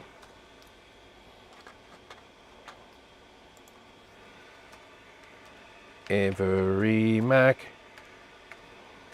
I actually could look this up in my system. I don't know why I'm not doing that. I'm some sort of idiot. See, why don't I just look it up in my system? I have this on my system. Whoopsie. My cool job ticketing system, I can actually go into it and I can go models, view models, LC550, Performer LC, same thing. Yeah, it's an 030, 33 megahertz 030. So there we go. Now, they have similarities about them in that the boards, one thing I can tell you about a 550 and a 575, you can swap the boards. I believe that they are a straight swap if you want to. So if you have a 550 computer, the resolution on the screen is fine for you to be able to take a 575 and just put it in there. Take out the old one, put the new one in, which means you effectively upgrade it from an 030 to an 040 with just a straight board swap. I'm pretty sure you can do that without any mods like you need to do on the Color Classic.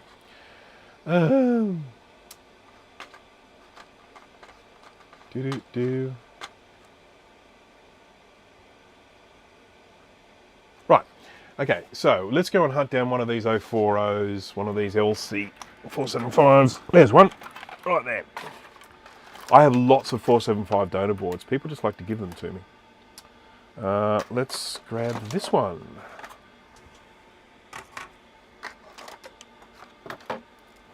This one's already got a lot of bits taken off it, so it's always a lot easier to remove things from things that have already been removed things. Okay, so we're going to start removing the chips. So here we got here, these ones are, they're essentially the same thing, but they're a different brand. So these ones are 51444A, 44C1000BJ7. So anyhow, they add up. They're the same package. They add up to the same amount of RAM. They're good enough for me. LC520, 550 is a nice upgrade for a Color Classic. It is, it's an uncomplicated one. The only thing that I don't like about it is it's not that much of an upgrade. 520, I think, is what, 25 megahertz, and 550, 33. You're going from 16.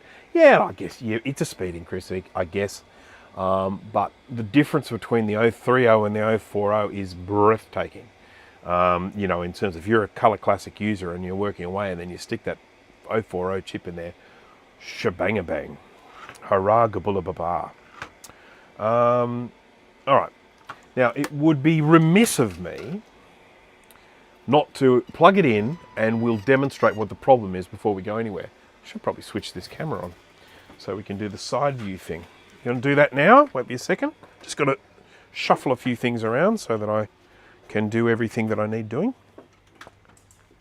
Got the taste of Flux in my mouth. Yummy. Sorry, that went all ASMR there for a second.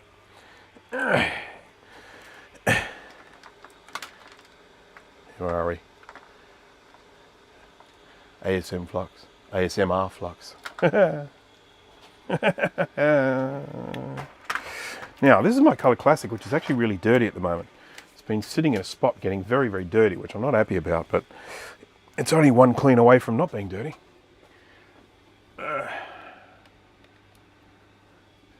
So I'm testing this board in the Color Classic. I don't have a 475 to test it with properly. There we go. There we go. Let's zoom that in a little bit. Okay. Now this will probably be flicker because I haven't got the camera synchronized to the frame rate of the computer. We probably won't get anything on the screen anyway.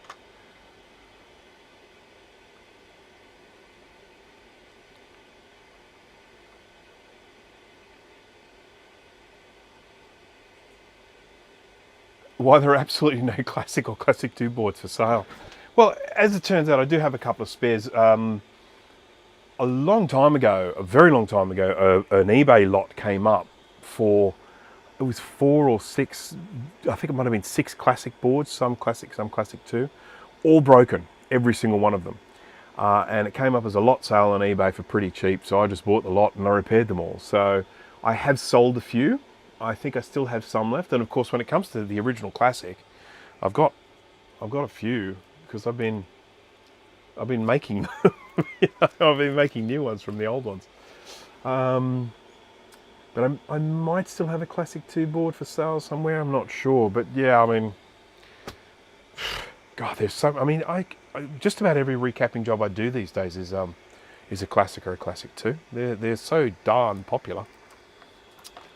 Now, let's get the screen out of the way so I've got a bit more desk space. And let's see if the side view works, because it's always... Hey, it works. Yay! Hello, side view. Yeah, look at how this happens to the latex. It's awful.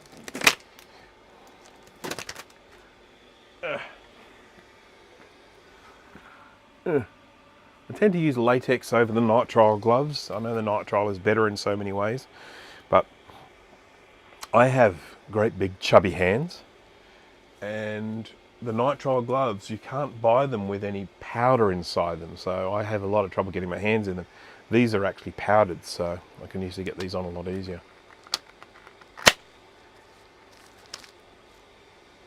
The Mac Attack GT, look at that fancy new logo.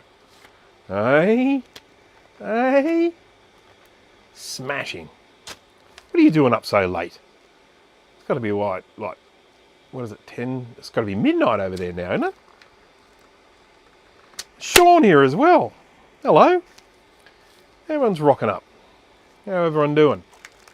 God, there was something I wanted to talk to you about, Sean, but I can't remember what it is. Or maybe I already did talk to you about it. Anyhow. I think I did, yeah, I talked to you about your Blue SCSI video. And then, of course, I think I also mentioned the little trade secret that there is a new SCSI hard drive emulator about to enter the market. I can't say any more than that, but it's coming.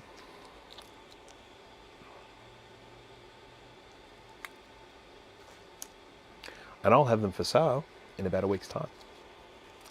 And I will do a video on it. What a great time to be getting into vintage computers, eh?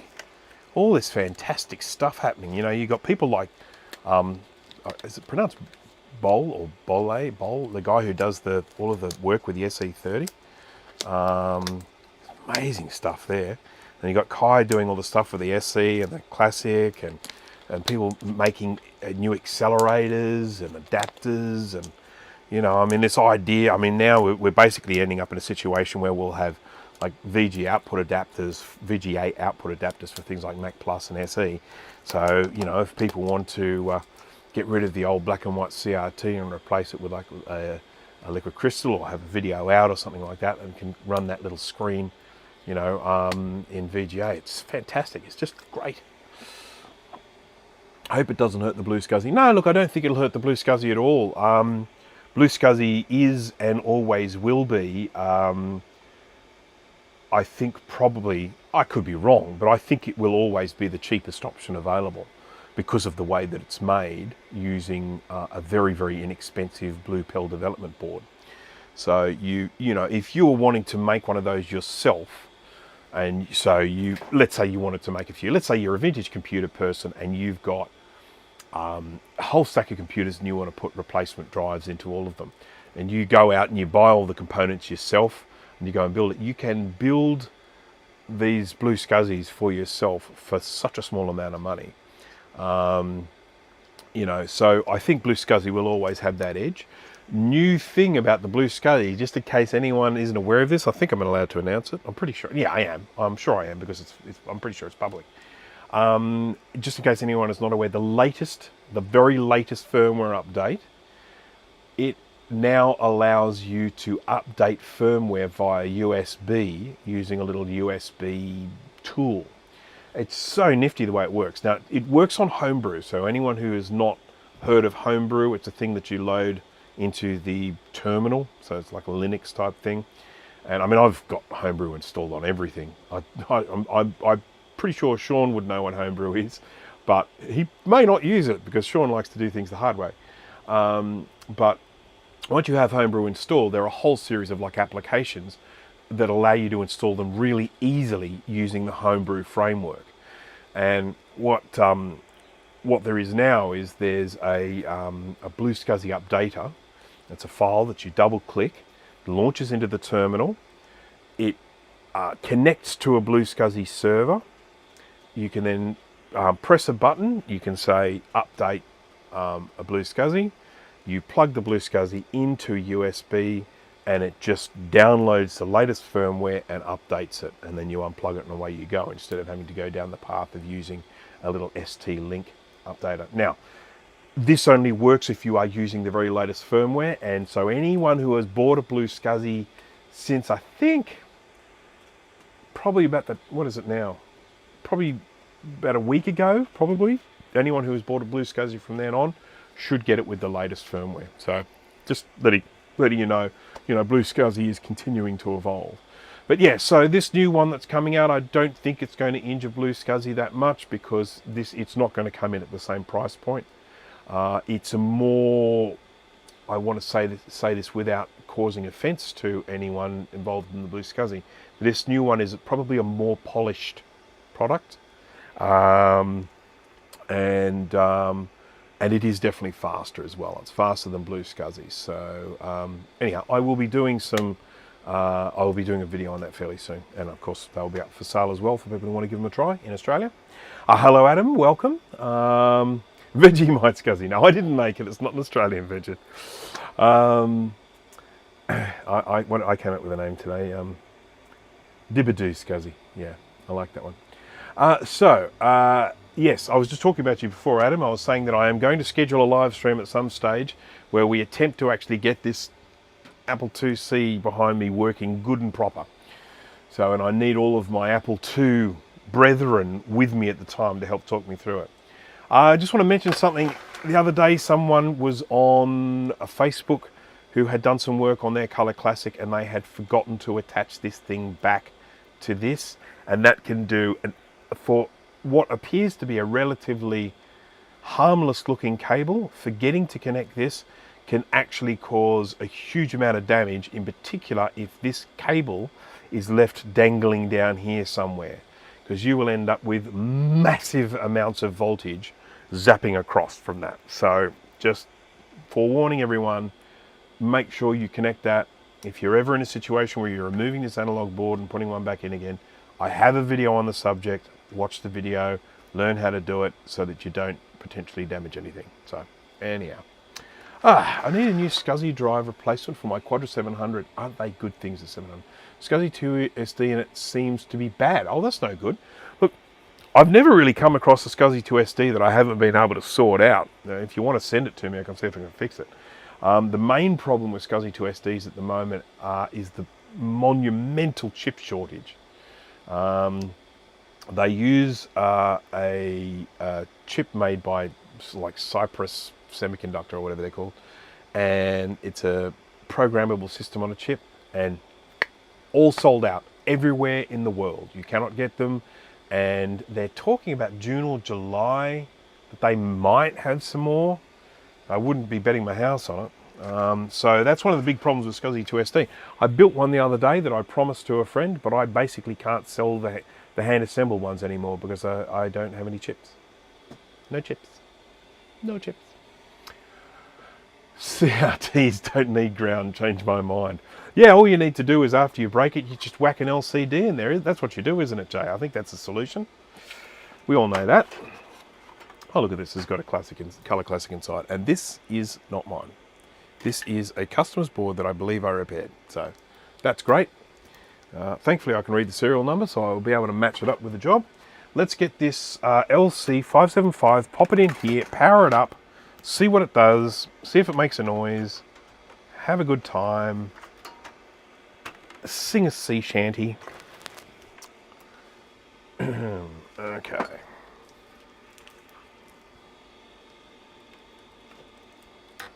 Boom. Now, what's the one thing I need if I want to get this started up? Keyboard. I need someone not me because I'm lazy, to figure out how I make just a single button, power button, connected to an ADB cable, so that I can just plug it in and just have a power button without having to lug the whole keyboard around for testing. I'm putting it out there for someone, some smart person. The market's there. Okay, I'm going to press the button.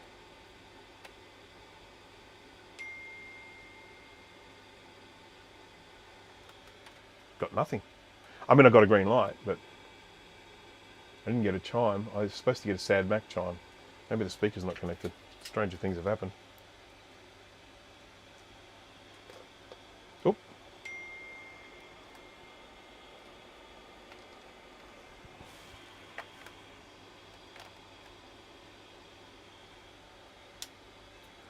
Let's try that again. Oh, come on, you.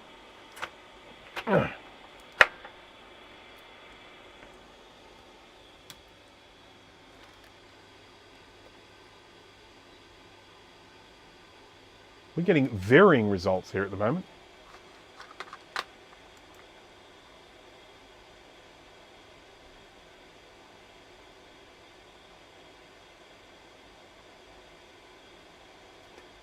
I never do not disturb the chat. You can ping to your heart's content. I don't mind. Ping, ping. I'm terrible with remembering to do that. All right, so this is actually working less than I thought it was. Do I need... It's got RAM on board. It's got VRAM. Don't need that. Okay. Okay. Okay. Okay.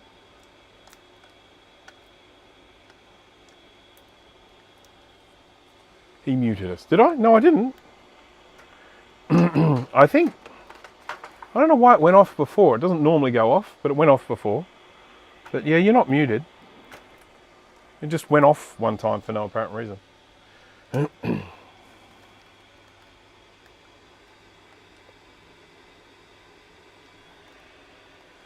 So it's sort of, I tell you what I'm going to do, just to be sure. I just check and make sure that, get this board here, see what this one does. One of the annoying things, we all love the slide in, slide out boards. So they're great from a customer perspective, an end user perspective, but from a repair perspective, they're an absolute pain in the backside. Things like a Classic or an SE or whatever, you know, those sorts of boards where you can actually access the board nice and easily, test it with probes and stuff while it's on. That's what we like. I'm just going to do this in case this computer's forgotten how to turn on.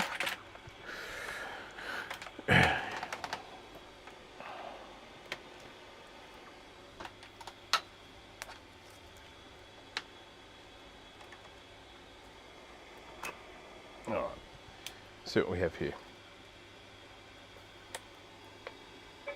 All right, so we know the chassis is working, we know the power supply is working, so that's a good thing. Just going to check and make sure there's nothing untoward going on here. Dibba-doo, dibba-doo, dibba-doo. Right, nope. Okay, so that's all, look at that, that's beautiful. Board works. We love boards working. That's that board. So we know that this chassis is working because that board was happy. Now this is the board that's unhappy, that I recorded a particular type of behavior before I put it away for other work. And now it's kind of like I've got a new behavior. And I'm just trying to figure out everything. Dave's here. Hello, Dave.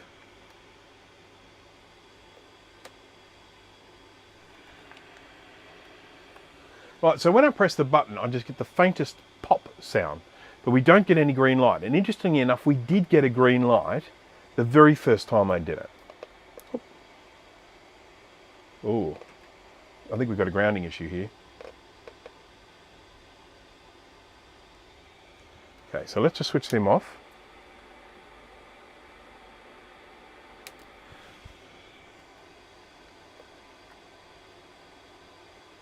Okay, got a green light that time, and that's because I'm actually applying some pressure to the board, because I think we are dealing with a grounding issue here. If I let go, yeah. These stupid boards. It's a dumb idea.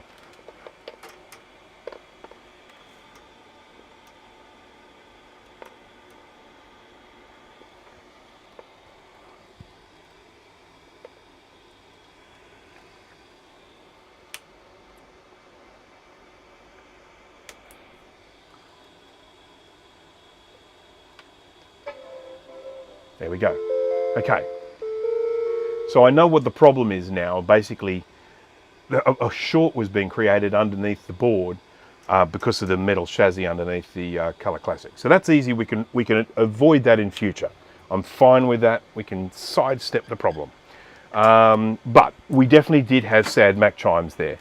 And sad Mac chimes typically go off during the RAM check. I didn't want to launch into the RAM repair side of things unless we were pretty darn sure that we were getting a sad RAM chime. So we're good. We got the chime we want. Everyone happy? We're all happy? Can everyone confirm that they're happy?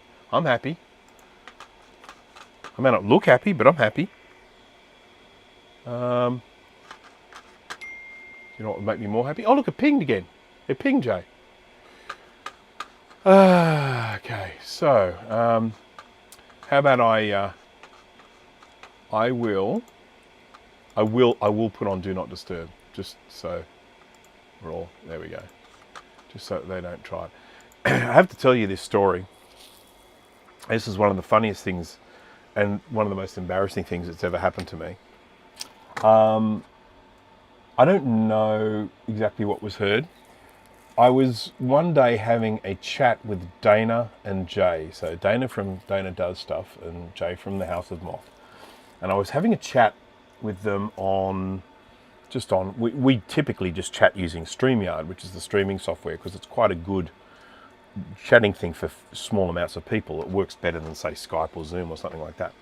So we just jump onto StreamYard and we just have a chat, chatting away. While I'm chatting, and I've got my headphones on, and I'm using my microphone up in the office as I would if I was doing a Mac Yak, which is on tomorrow, by the way. Mac Yak, let's not forget. I got a phone call, and I said, "Yeah, guys, I've got to take this call." So anyhow, I didn't mute or switch anything off. I just took the headphones off and put them around my neck, and then started talking on my phone. So I've got my phone here. It's like this, chatting away, headphones down here. All of a sudden, I start hearing, what were you guys saying? I can't remember. Can you remember what you were saying? They're both screaming at the top of their voice, you know, hey, swear word, whatever, just saying all sorts of nastiness and stuff, which is coming, I'm hearing it. And it was coming out of the headphones. And because the headphones are right next to the microphone on the phone. So I don't know if this person I was talking to heard it. But as soon as I realized it, I look up at the camera, at the screen, and both Dana and Jay are in fits of laughter. So I immediately start laughing as well on the phone to this person, and I'm just desperately trying to get rid of them off the screen so that they stop me from laughing. So I'm looking at my head and everything like that. Ah, dear, they are troublesome, those chappies. Troublesome. Oh, that's right. Shut them up. Oh man. Damn it. That was something else. Right, so let's start swapping some chips out, shall we? We'll start at the top, we'll work our way down. We'll just do it one at a time. We'll test after each one gets swapped over. And then we will have a cup of tea. Here's my Stormtrooper. Side view. Stormtrooper. No, hang on, you can't see him. You can't see my Stormtrooper. Can't have that. Stormtrooper. All right, so let's just do a bit of this and a bit of that, and then scope view.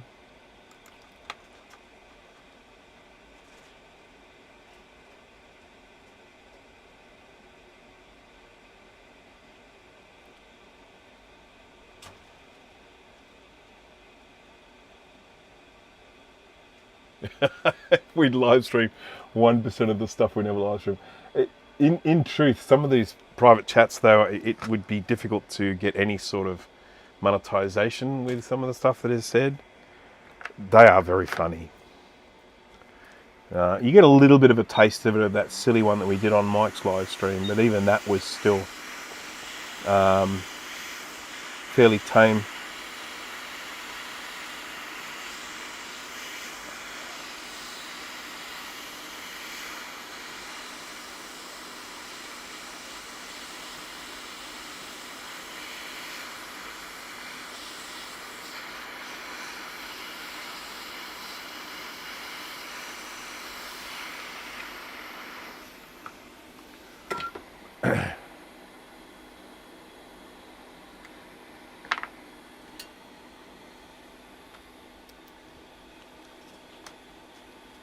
Oh, Keith M, you going? You off? See you later.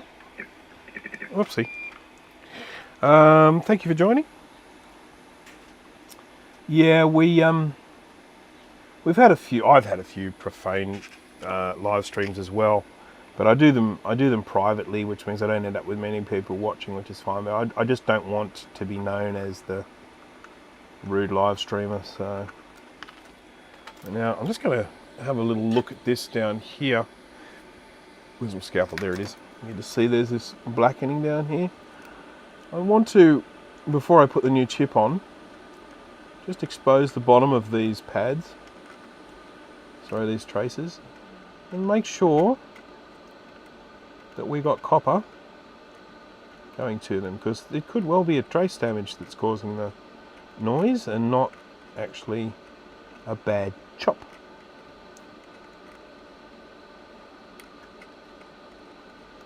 Just did my Kiwi accent there, not very good. Ouchie.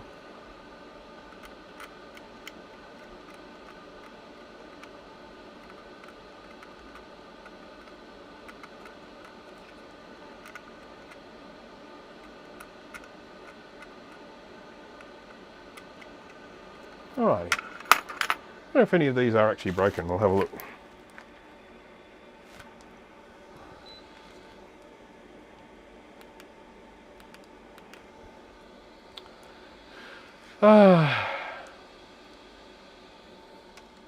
Never trust an Australian that doesn't swear. Yeah. It's funny. I worked at a company some years ago, and it was a deadline-based industry. It was, revolving around the print industry. It was pre-press and high stress, deadlines. And a fair bit of swearing went on. And there was one time when we hired a staff member, a female, nice person, maybe slightly sheltered life, but nice. And after she'd been there for, a couple of days or something, she was witness to someone doing some fairly loud swearing. It wasn't me, but it may as well have been. And she was like, she went up to some of her colleagues and said, "Oh my goodness, this person just swore in front of me. That seems so unprofessional. And I thought to myself, you are in the wrong industry.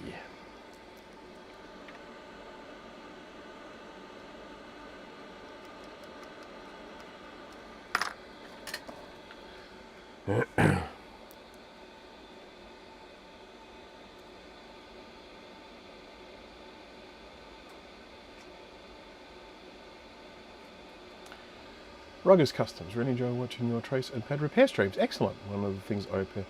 ColecoVision consoles, awesome. So many destroyed traces and pads from other installers. That is really pleased. I'm really pleased to hear that. That's absolutely fantastic. You know, yeah, it's one of the interesting things about doing this sort of repair and getting into kind of micro soldering, repairing and surface mount solder repair and all that sort of stuff is that your perspective on what is broken and not broken, or repairable and not repairable, change, you know, over time as you develop things like pad repair skills, like is the case with me. You know, go away. When when I was younger and I used to do a bit of soldering, I'd solder some kits or, you know, a little bit of this there, here or there. I'd be happy replacing a through-hole component, something like that. If you had damage, if you lifted a pad or if you damaged a trace or something like that, you had that sort of damage on a computer, it was gone. You know, that was the goner. That's the thing gone. You throw it away. It's unrepairable now. That was the kind of attitude that I had with that sort of thing back then. Whereas now, you know, kind of my idea of something, whether it's broken or not, is very, very different. And it's part of, actually, it's also a really good thing when you're doing this stuff if you damage stuff while you're working on it. Because you can fix it yourself. It's great. Okay, let's go and lift the chip off.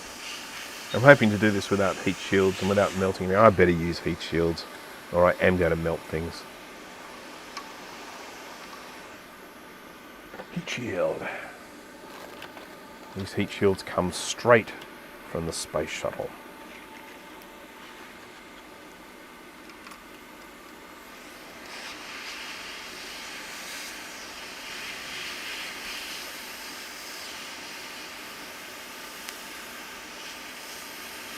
Anyone doing anything interesting for Easter? Do you guys get days off during Easter? Whoopsie.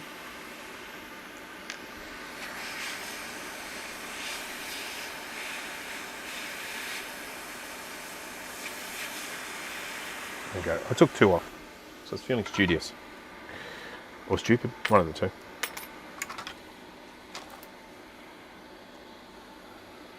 Good microscope and decent tools helps too. Yes, I would agree with that.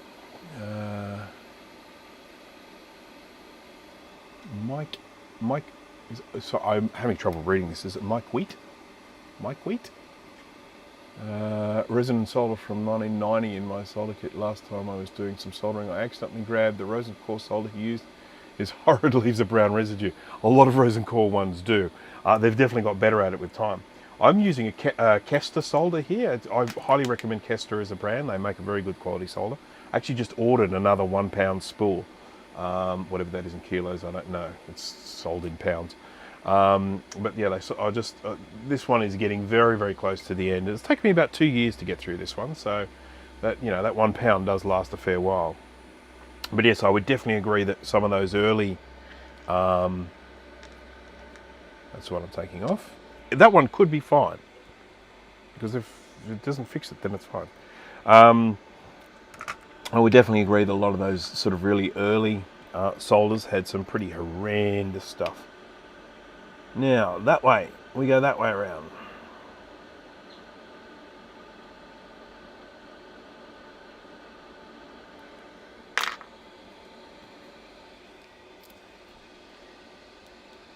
Spring break. Oh, okay. My son has Good Friday off from school. Cool.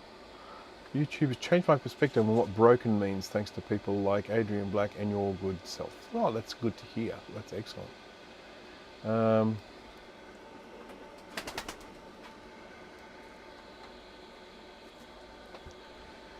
Okay, so let's try and plonk this on and then we'll do a little test and see if it makes a difference. I'm hungry. Maybe I'm thirsty. I'm something.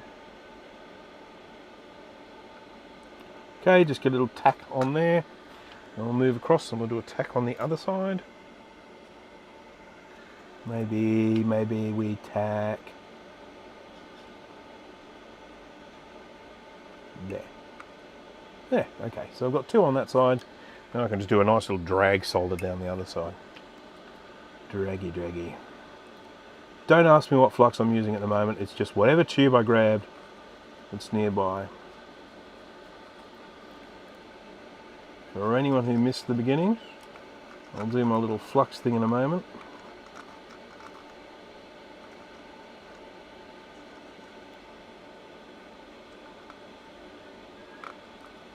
Okay, that's one RAM chip in place. So I'm going to do my little flux thing. I did this at the beginning. So people who are at the beginning, you're seeing it again, and I apologise, but some people have joined that weren't here at the beginning. So I just need to do my little flux thing. All at once. Flux.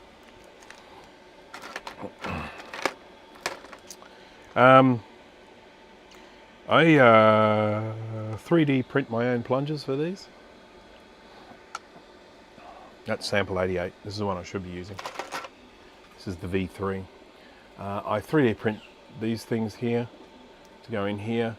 They're designed so that they don't stick to the sides the same way that and they let air through, so it tends to not be in a situation where you squeeze and then flux just keeps pouring out the end because you've got built up pressure inside them. What? Dana's here. Dana's here. Good gosh. Hello, Dana. Stupid. What's the ST? Oh, that story. It's been told. It's been told. But they know you were involved.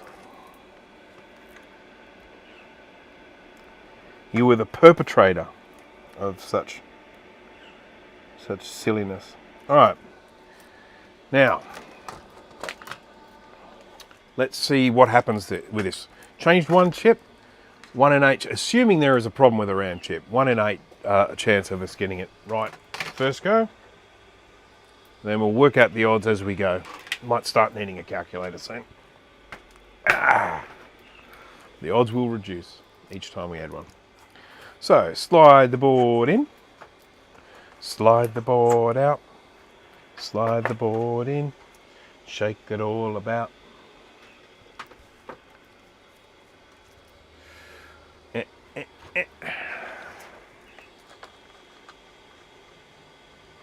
Side view. So, tell me, Dana, have you just been awake or did you fall asleep and then woke up and joined the stream? Because I know you do that sometimes. You nap. You nap and then you suddenly wake up again.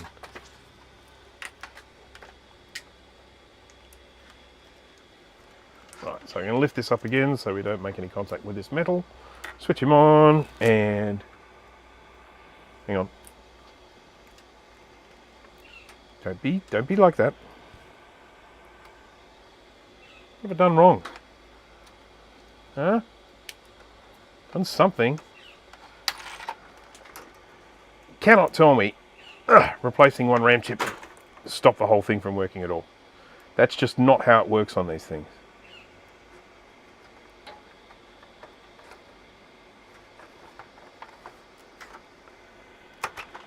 Okay, that went in well.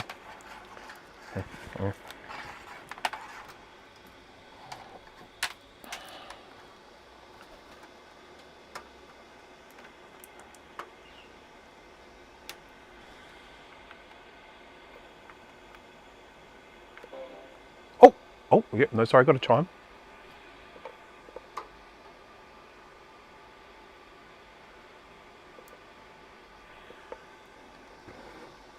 We're having issues associated with the grounding thingy on the bottom, so I'm going to just take it off. Is everyone okay with that? Do I have everyone's approval to just remove the grounding thing? Oh, can I get it off without pulling the whole thing apart? I'd really like to not have to pull the whole thing apart. Oh, that is in there. Shuzbutt. All right, so what we're going to do instead, I'm going to put something under there to insulate. So maybe something like this plastic. By the way, anti-static bag, pink anti-static bag. Do people know the difference between these anti-static bags and these anti-static bags? Because I just found out recently. And if people aren't sure what the difference between them is, I am quite happy to explain it. All right.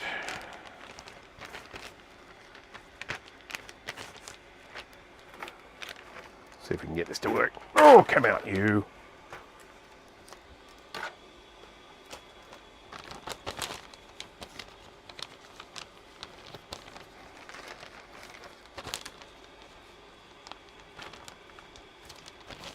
Back to your taxes. No. This is more interesting than your taxes. Don't do your taxes.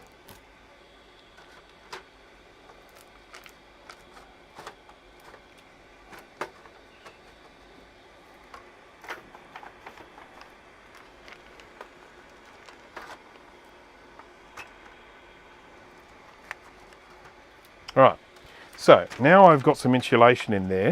It's a bit fiddly, but we're going to give it a try. Because we know it chimes because we've done it. We've done it, we've had it chime. We've heard it chime. Chime is inevitable.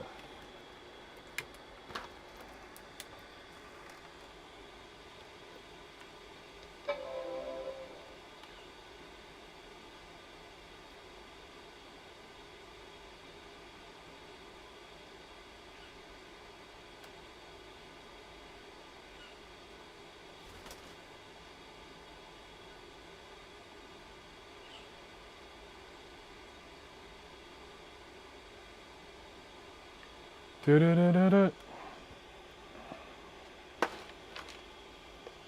Oh, fridge magnet.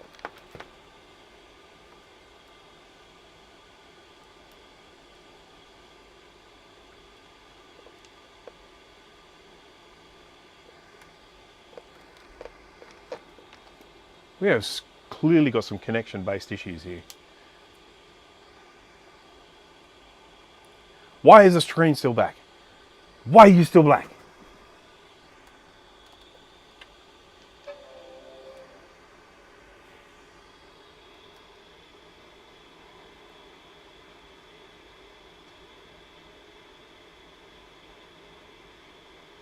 Now we didn't get the sad Mac chime, which is promising. But we're still not getting any display. Any number of possibilities as to why that's happening. Could be because I haven't got any VRAM in it. Does anyone know if I need to have VRAM in to get a display on a 575? Anyone? Anyone? I've got a sneaking suspicion I might actually need to stick some VRAM in it, so let's do that. Because I think it's all about the VRAM.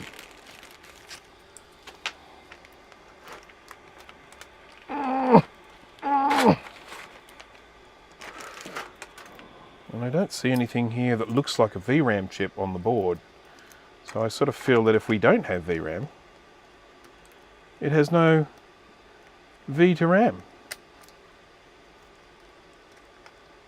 Now this lucky person has two 512K RAM sims, VRAM sims, which of course these days is getting a little bit easier because people are manufacturing new ones. Now the downside is that they are manufacturing with chips that are quite difficult to source. That's S-O-U-R-C-E, not S-A-U-C-E.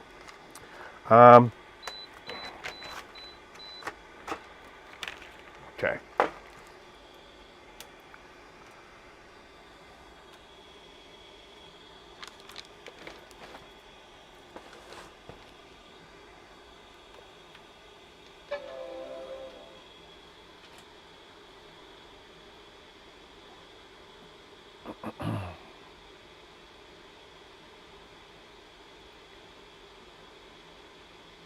Did I ever watch The Addams Family?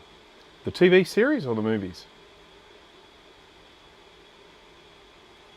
If we do get display on this, it will look weird because this is a Color Classic, not a 575. So lots of reflection on here, aren't we? It's not helpful. It's my live stream screen there.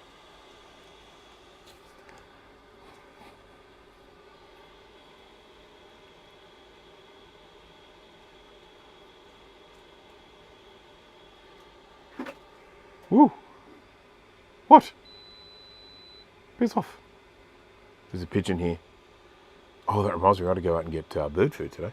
Now, we're going to just try something here for S's and G's, and we're going to connect up one of these to see whether it is actually booting, whether we're just talking about a video issue, or whether the computer is still unhappiness. So, switch them on, press the button, get a chime, got the flicker on the SCSI IIsd, just to show that it's got power. Oh! And a few more flickers. It's booting. Okay, it's booting. We're just not getting video out. That could even just be because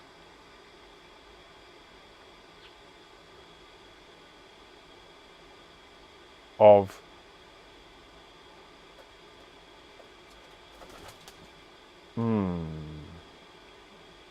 the test with another 575 to see what's going on. Look, it could just be the dodgy connector down there, you know.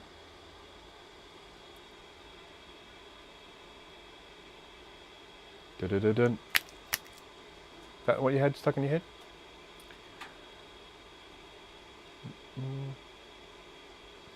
Okay, well, I don't know if it actually booted. I mean, I suspect it's probably showing some sort of error at the moment, like saying this system won't work on this computer, because I think this might be set up going to System 6 at the moment, which I don't think the 040 will do. Let's try this, because I think this one's set on System 7.1.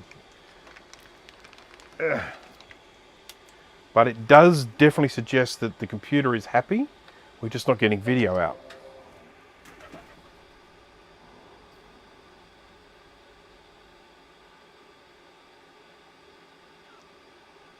Yep, that's booting. It's got solid activity light there. Oh, shivers! What just happened? Hey, Bruce, have a look. Yeah, it's working. Does anyone else notice that? Sorry about the flicker. Let me just sort that out, because no one likes a flicker. Now, this is going to get upset, and the reason why it's going to get upset is because it is a 575 board in an unmodified Color Classic, and that's why we've got a slight color shift there as well. Status will not work. Okay, so we'll see. We'll sort something out. So just bear with me a minute. I'm just going to go here to this, but it looks like we fixed it. So that's all I really care about. Go shutter speed. And this is going to go. Weirdness is going to happen. Just be. Oh, there it is. There we go. Okay, cool. That looks pretty good, doesn't it? No more flicker. Yeah, no more flicker. The way I do that is my video camera has the ability to sync its frame rate with the refresh rate of a screen. It's a really handy thing to be able to do. All right, so what we're going to do is we're just going to see if we can get a system. So I'm assuming that the reason that we didn't get video before was because of a dodgy connector in there. As I said, this thing's got a little bit dirty, so I probably need to clean that connector out a little bit. But I feel quite confident that it is just a contact type thing and not actually a major issue. So we did solve it by replacing one RAM chip. What are the odds? It's probably a damaged trace or something. The chip itself is probably fine. But it's pretty good to get that first go, don't you reckon? You reckon? Yeah?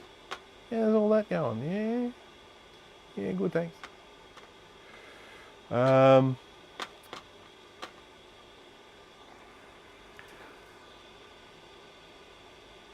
Whoopsie, come on. Don't you do that to me. Who do you think you are? Alright. So just go to here. I'm just going to launch up SCSI IIsd and reconfigure this one. SCSI IIsd util. And just reminding people that there's that whole situation with any of these devices that if you want to change the SCSI ID or something like that, you have to do that via software. You know, like if you have an old-fashioned external SCSI hard drive, you can just flick a little switch to change SCSI IDs, but because these are all software configurable, we have to go in and load up utilities.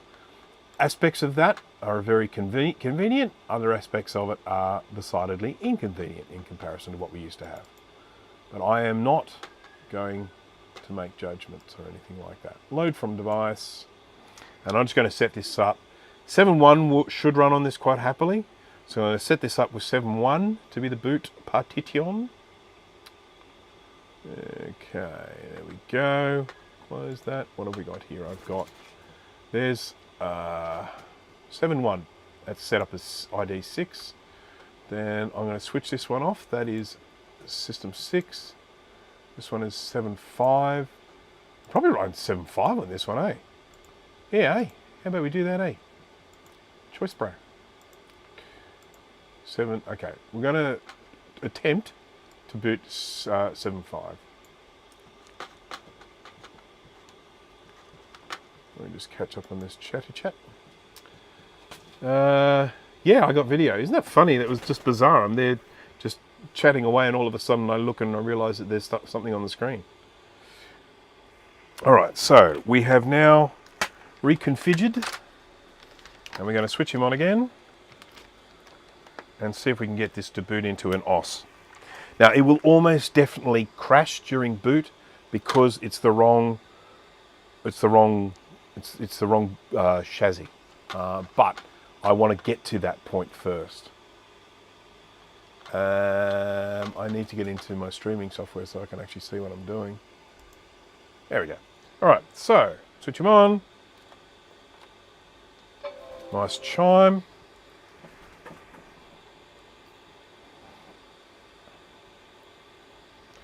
Flickety flickety.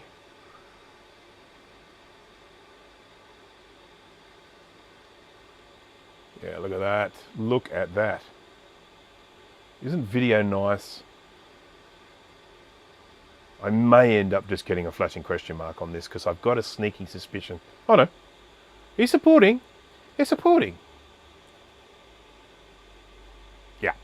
That is exactly what I expect to get. This is the fact that it is the wrong computer in this chassis. If I go in and do the modifications to the analog board, to this, turn it into the Mystic thingy, I'll be able to get it to work. Or I can go in and make modifications to the system to stop this from happening. I can do that as well. But this to me is all I'm really concerned about. This to me shows me that the problems we had before are resolved. So fantastic. This will be one very happy customer because this board has been with me for an eternity. And I don't feel so good about it. But it is going to have to be ultrasonically cleaned. Oh, I do like it when we have the occasional success. I just need to remind people every now and again that I do fix things every now and again. I had someone do a comment on one of my live stream videos that I did, and it said, does this guy ever fix anything? And it's like, oh, cold. So rude. All right, so this is ready for ultrasonicing. Ultrasonic's not even warm at the moment, so I'm not going to do that now. At least this board fits in the little one, so that's nice. I don't have to fire up the big one. Right, now, I don't know. Should I just finish, or do other people want to see something else? Let's see if we can fix something else. Let's go in here. I've got a couple that I think are a bit dicky. Let's go into jobs, and we'll go. No, I'm not touching. Oh, you know what I do want to do? I want to fix a customer's 2FX. I'm going to borrow parts from my 2FX to get another 2FX working. How does that sound? That could be fun. It's got trace repair and everything. So, where's the Hyundai chip? Hyundai. That's what we call them here, by the way, just in case you guys are wondering why I keep saying that weird. I know that you guys, when you're Americans, when they're referring to the car manufacturer, they say Hyundai or something similar. We here in Australia say Hyundai. So, yeah. Okay, let's search for a 575. And this is, where he contacted me just recently, didn't he? Problems, here we are. This one belongs to Josh. Okay, I'm going to just add that in there. I'm going to say, I've got to complete this stuff because if I don't type it in now, I'll forget. Replaced first RAM chip. Booted into system. How about that? I don't know. Is that good enough wording? Or maybe sad Mac chimes stopped, booted to video and OS, I guess. Bottled? That's not how, I said booted. Booted. There we go.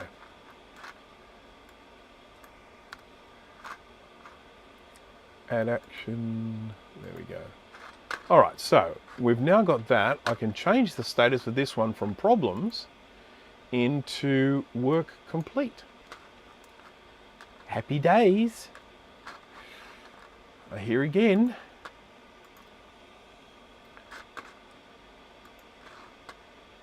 Grab some wine first. It's a bit early.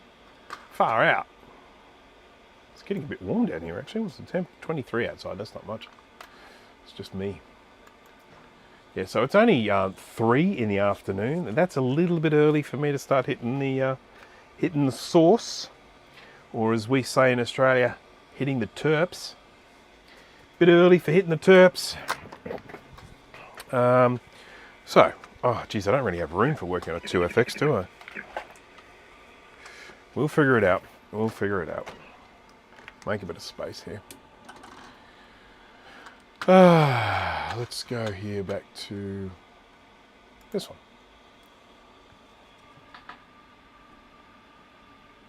Right. Well, one thing I will say about Hyundai or Hyundai, depending on how you want to say it, is they are not what they used to be. They are definitely producing far better cars than they used to. They were absolute rubbish, in my opinion. But I believe that today they are a far better car manufacturer than they once were, and that they are actually making some quality vehicles. I still wouldn't buy one. That's just me. It would take an awful lot of convincing. I am pretty much these days a Japanese car only type person when it comes to daily drivers. I'm not talking about the cars that you buy for you know, sort of for car clubs and fun and all that sort of stuff. But when it comes to daily driver, the one that I just want to get into, get from A to B as comfortably as possible, I drive a Toyota and I love it. It was a Toyota that was made in Australia back in the days when they used to make Toyotas in Australia. They don't anymore, unfortunately. They closed that down a few years ago. Very disappointing, but you know, it is what it is. And I love it. And my other car is a Mitsubishi, and that's also awesome. So, sorry if anyone has an issue, if anyone is like hating on Japanese cars, I got to tell you, you will not convince me otherwise.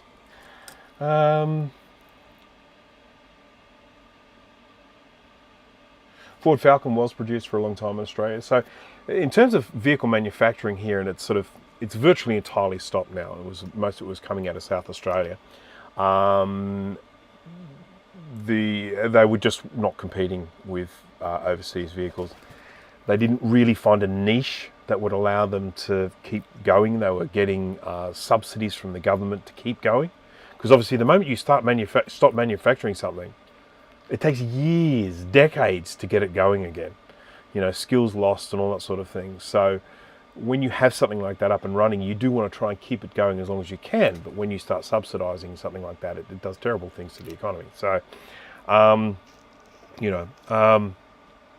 so what we used to make here, we had a Ford plant, we had a Holden plant, that's General Motors. So Holden was a brand, it used to be an Australian brand, but got bought out by General Motors ages ago. So there was the Ford brand, the Holden brand, there was Mitsubishi had manufacturing here as well. That used to be Chrysler. So there used to be a Chrysler manufacturing plant here. And then that Chrysler stopped making cars here in Australia, and then that became the Mitsubishi plant. And Toyota had manufacturing here as well. There could well be others, but they're certainly the main ones.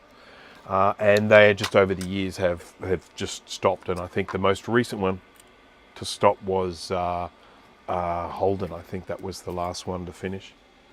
And as I say, it's very disappointing because, you know, in particular with what's been going on lately, where we suddenly, you know, with all of the supply chain issues that have been going on with COVID, and then issues related to what's going on in Ukraine at the moment and the sanctions against Russia, you know, all of a sudden, you know, certain supply chains are just gone. And, you know, you then start thinking, boy, I wish we made these things here. You know, Australia does do a lot of manufacturing. I mean, like we make steel here. We make very, very good quality steel.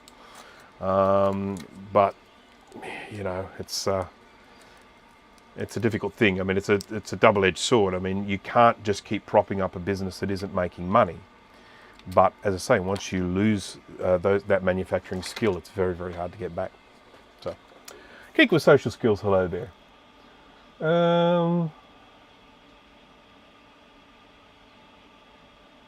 I drove a Chevy, I hate it, it's my Toyota.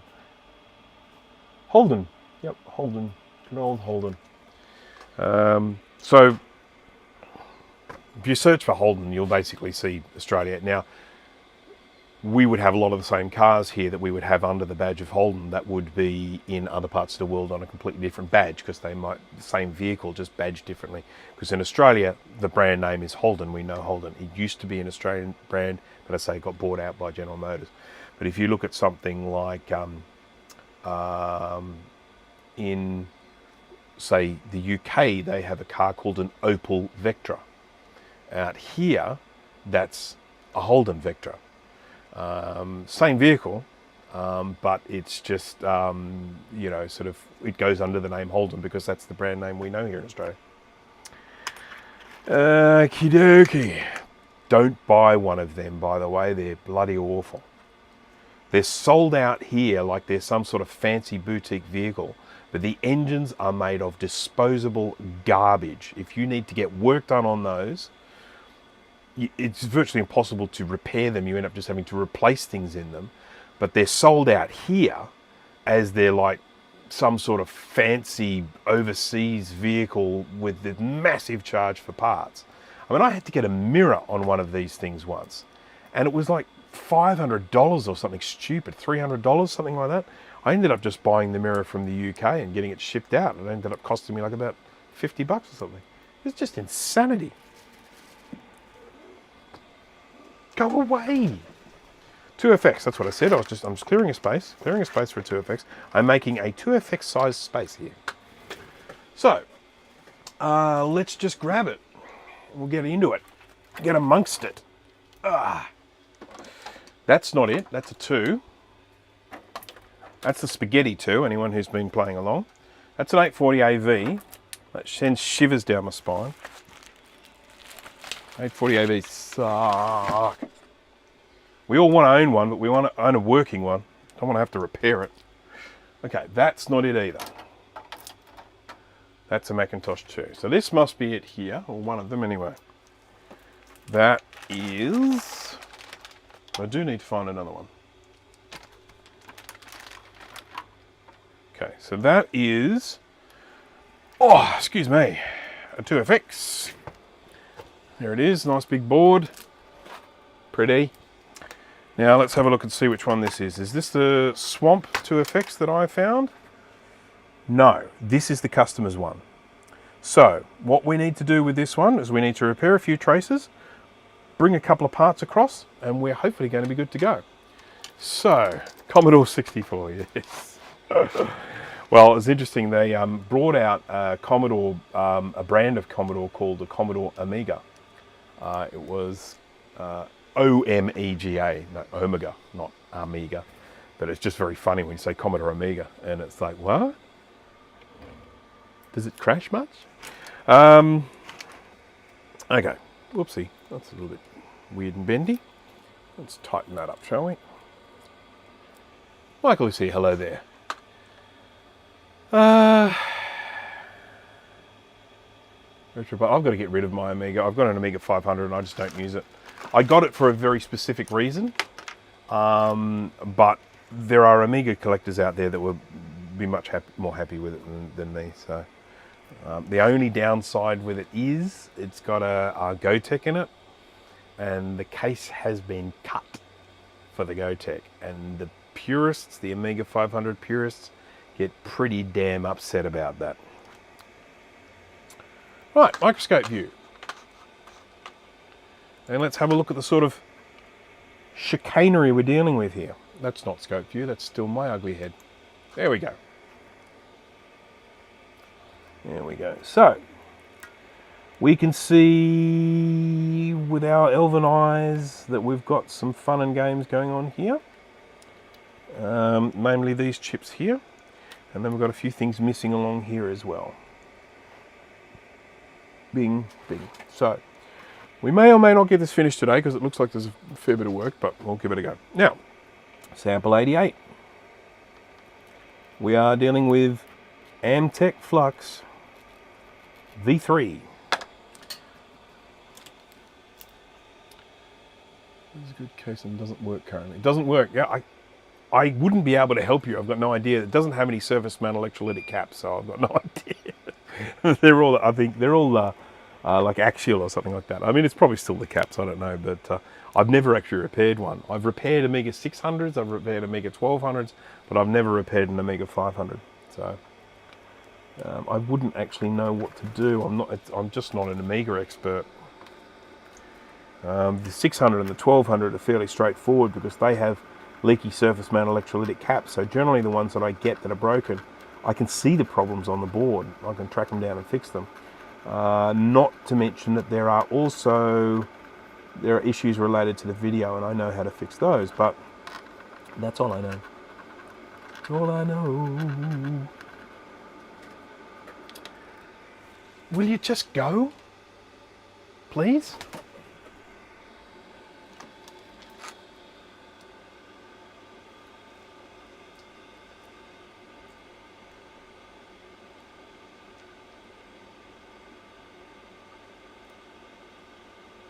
They make a replacement case of the Amiga 500, probably. They make replacement everything else. I mean, they make replacement keyboard membranes and, you know, I mean, it's quite a active community. Very communicious.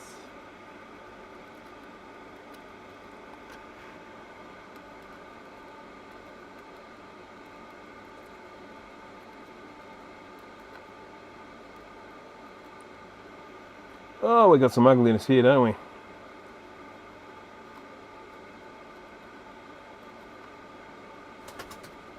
Away with you. I swear these pigeons are sneaky. They wait for me to look away.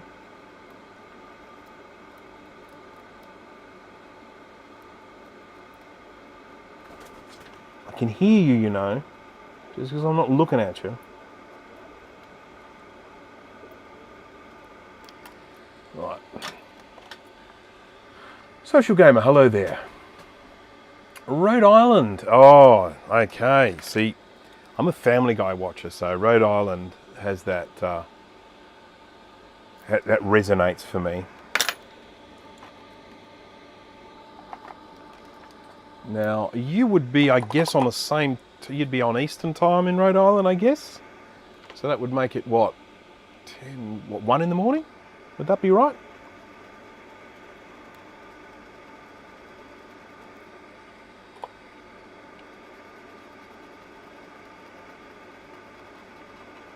Ba-ba-ba-ba-bum.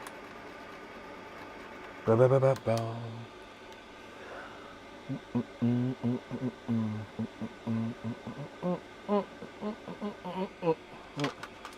Now, has it been, when was the last time I said, Smash that like button. it's funny how something that started off as a silly joke is now in virtually every live stream I do, and same as Mac-Yak. So Mac-Yak, by the way, everyone, Thursday night, 8 p.m. Eastern, every 2 weeks, it is on, well, tomorrow my time, tomorrow morning. I guess it's later. It's for people in the US, if it's past midnight, it's in the night, that following night. But yeah, so anyone who is interested in listening to a group of dweebs talk about everything Macintosh,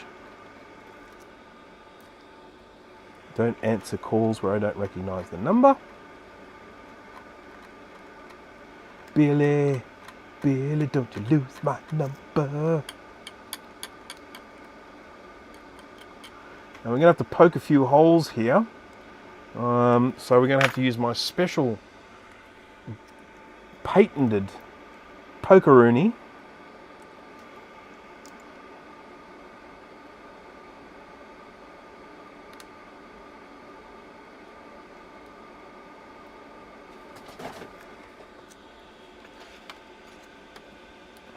Go back to microscope view.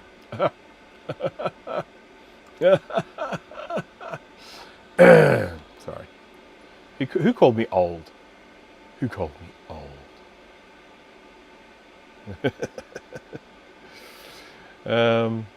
I am actually old. Well, I consider myself pretty old. I mean, I suppose compared to some people I'm not, but I don't behave like my age. I still behave like a child, but, you know, that's my right. Okay, I need my special little hammer, because we're going to tap through a few little holes here for me to put trace repairs in. Why have I got a lid? I've got a little lid. I don't even know what size lid it is. Now, where's my hammer? Where is it? Who stole it? Found another pair of tweezers, that's useful. What's amazing I find here when my workshop gets really messy like it is at the moment, it needs cleaning of course, and I will clean it, is the way things travel. I put something in a particular spot, and then as new things go down and they get pushed out of the way, and something that started over here, it ends up over there. And it tricks me, because I say, oh, I remember putting that right there, and then it's not there anymore.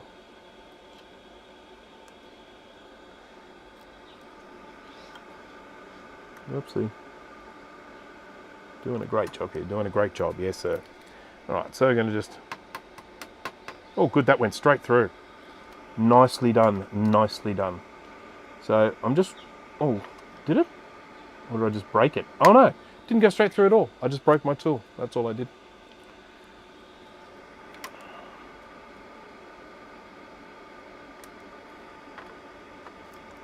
This is looking like it's going to be troublesome.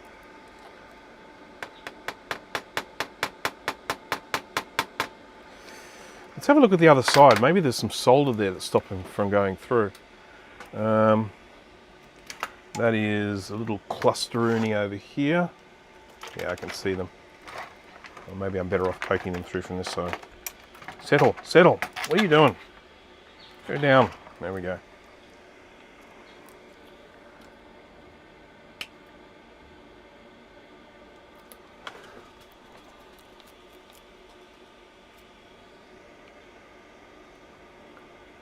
Okay, so I don't know, I don't think there is solder in them. I think they're just clogged up with crusty, nothing yuck.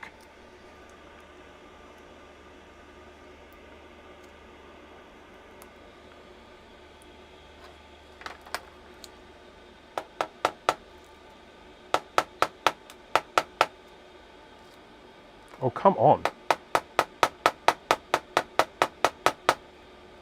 Are you going in? I might have to drill. We may have to blast.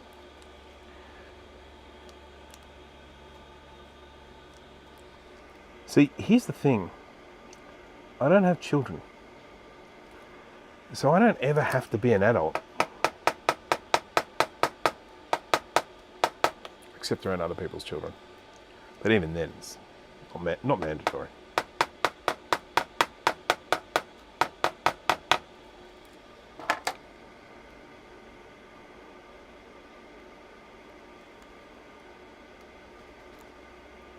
What about these other ones? Can I poke through these ones? Look at that! That one was a piece of cake. So it's because these are all full of crustiness.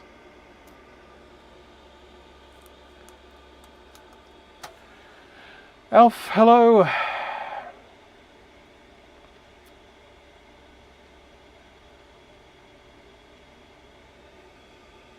This is the hammer I'm talking about, by the way. It's not really a... This is a hammer that's supposed to be used for like getting pins out of watches and things like that. I might need to take the gloves off for this. I think I need the dexterity of my fingers without gloves on. Now they're all covered in powder.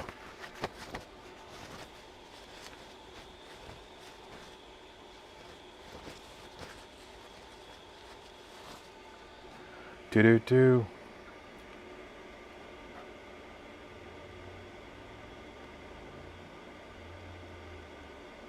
Be happy if I got through just one of these.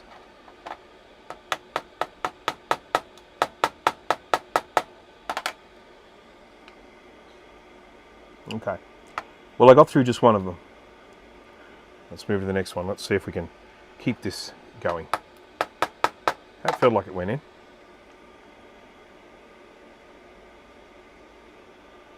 Worst thing is when you're doing this and the tool you use to make the hole breaks while it's in the hole. That is just, that brings tears.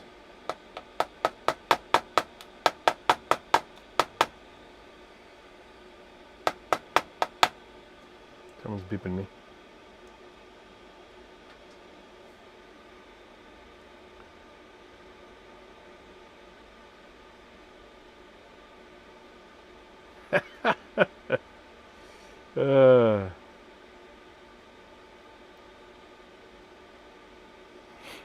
Tell us about the ducks, Jay.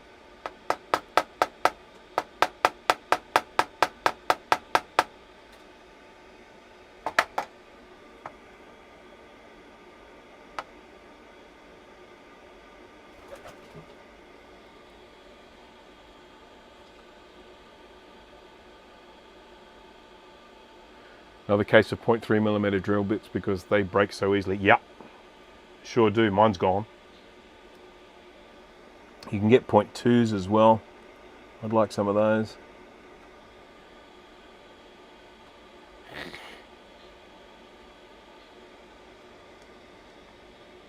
Weird time for ducks to be out, wouldn't you say? Mr. Moth? Now, the problem I have with these particular holes that I've got here is that they are a via that goes to an interior layer of the board. Now, while I do have a schematic for the 2FX, and I could theoretically go around and just, you know, draw little repair traces, I would much rather be able to retain the bits of this via that might still be working. We'll have to test it. But go away! Pigeon won't take no for an answer.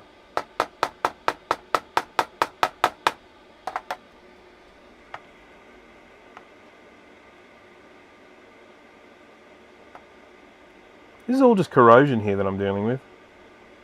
Nasty, nasty corrosion. So what is the smallest drill bit I have now that I haven't broken or lost or whatever?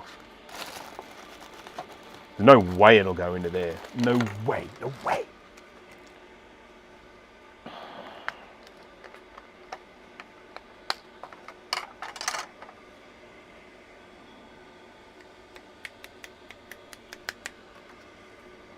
So this is the smallest one I have left. First one broke, the second one I lost. It's on the floor somewhere down here. This is the smallest one I have now. And it ain't small. This one is 0.4 millimeters. And he too big.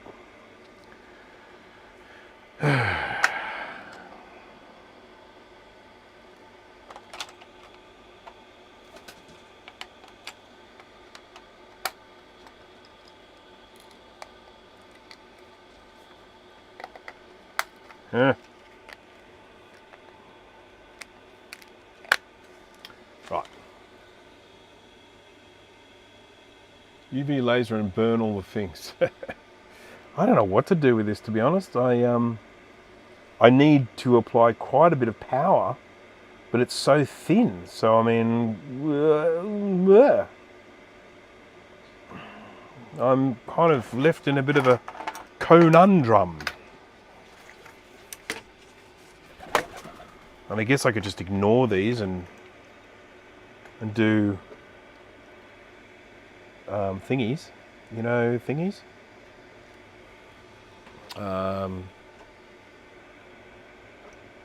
Little trace repair wires. I wonder if I can put this little thing in the Dremel. Shall we try? Let's shall. Let's shall. I'm going to put my little needle in it. Go away, for goodness sake. Pigeons don't know how to behave.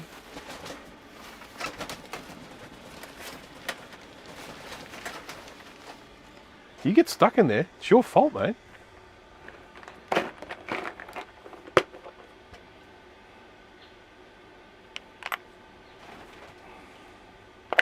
Won't get no sympathy from me. We're just going to try an experiment here because it's Brankus. We're all about the experimentation.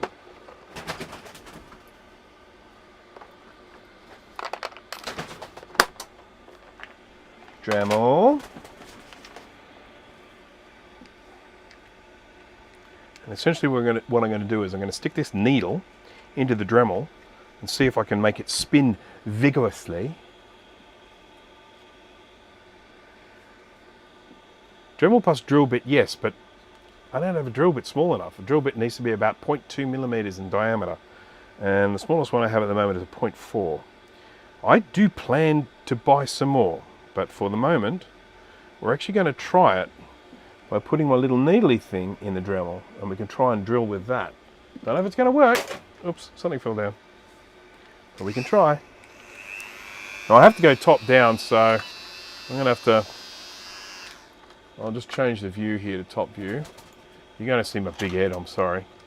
And I need some spectacles, some clip-on magnifying spectacles that allow me to see better because I don't see so good.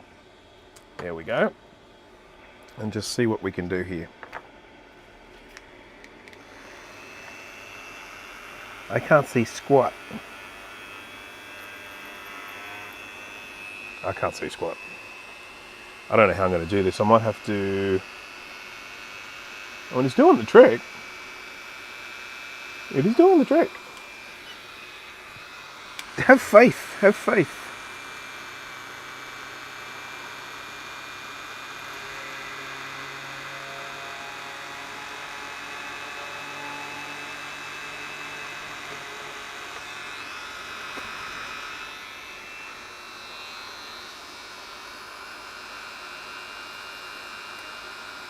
I mean, I think I'm destroying the, what do you call it, the via. I should still be able to get a wire through it.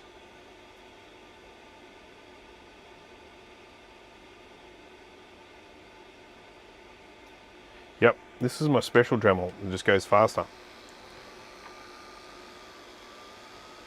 I'm going to try something wacky here. I'm going to come at this at an angle. This is going to make me seasick, but never mind.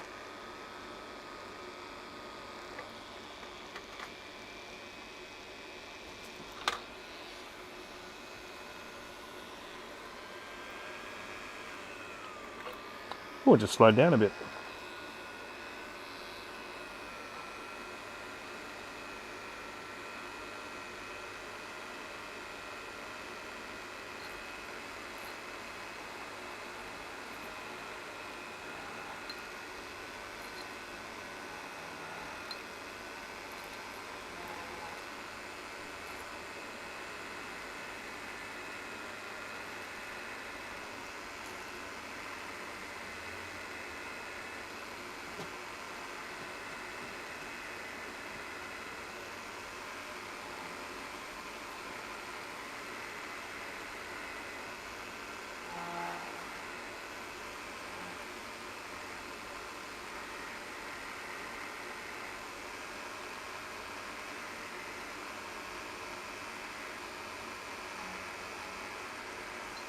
I've gone quiet.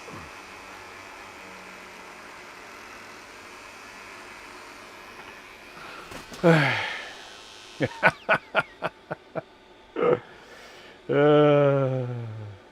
I was just laughing at the dentist joke. Just going to see if I can whittle this down to a slightly better point.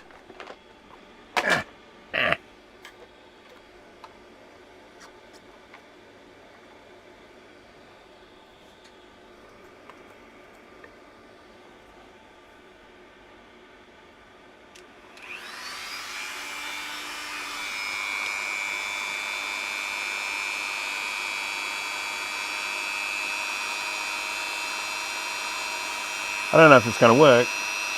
I normally do it the other way with the stone spinning and the drill bits still. Well, I like this. This is like lathing.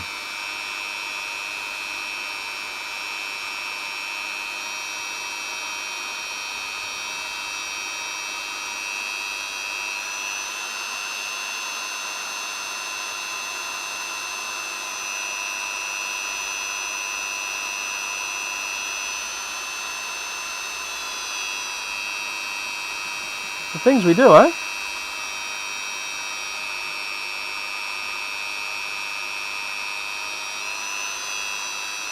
Alright. I don't know if it's made any difference, but, you know. Like 84. Hello, Steve. Where have you been? You've been a busy little bee lately, haven't you? Hardly hear from you. We're doing weird stuff today. Mega weird stuff.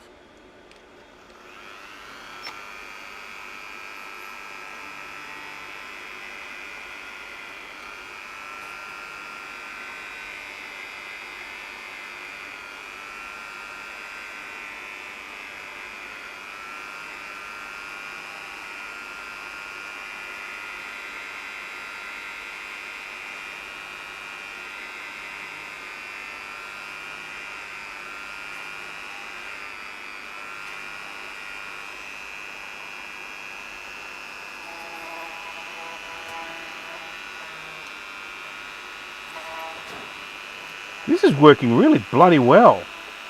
I mean, I say that now, at the end of the day, I have to keep in mind that I could be just destroying these vias.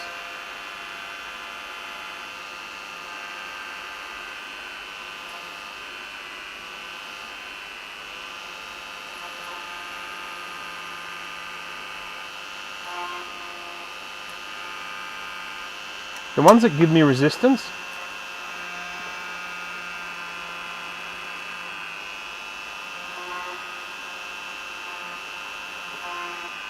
are the ones that are full of corrosion. So they have to be dealt with anyway. Oh, look at this guy. Oh, that's solder. Don't need to worry about that.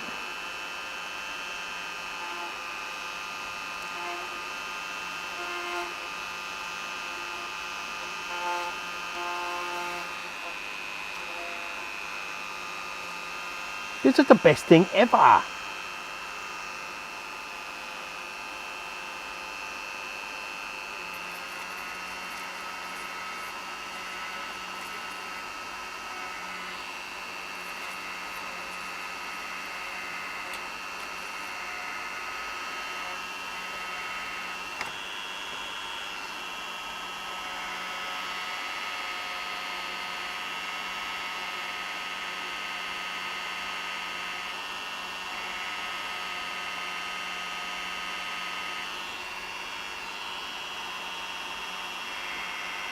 Rust is hard.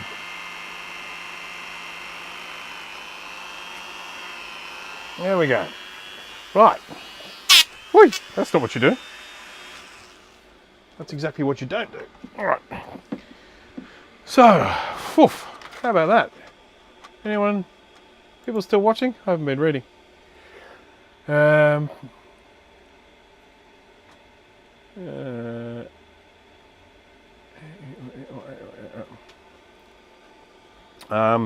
Did everyone get to see Steve's $5 iMac video? That was a bit of fun.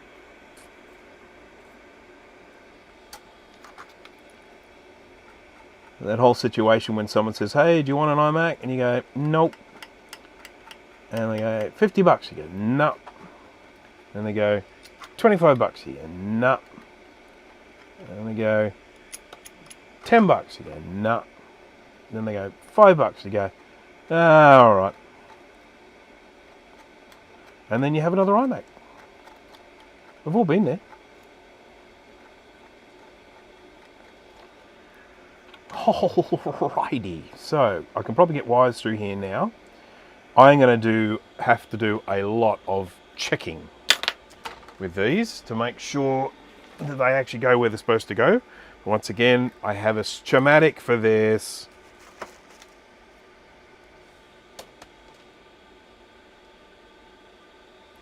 Oh, Steve from Mac84.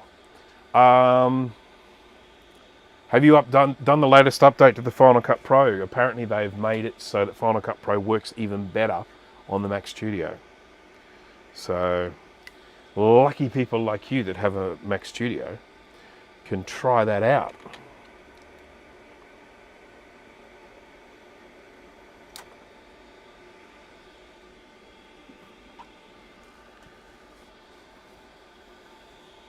I see a lot of bodge wires in your future with this board. Yep.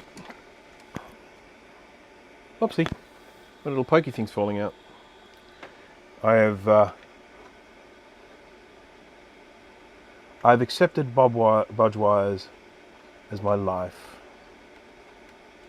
So, you know, I'm good with it. I've made peace with it. Let us expose some stuff. Not ourselves, just some traces. I need a new scalpel. This one is it's just not giving me anything.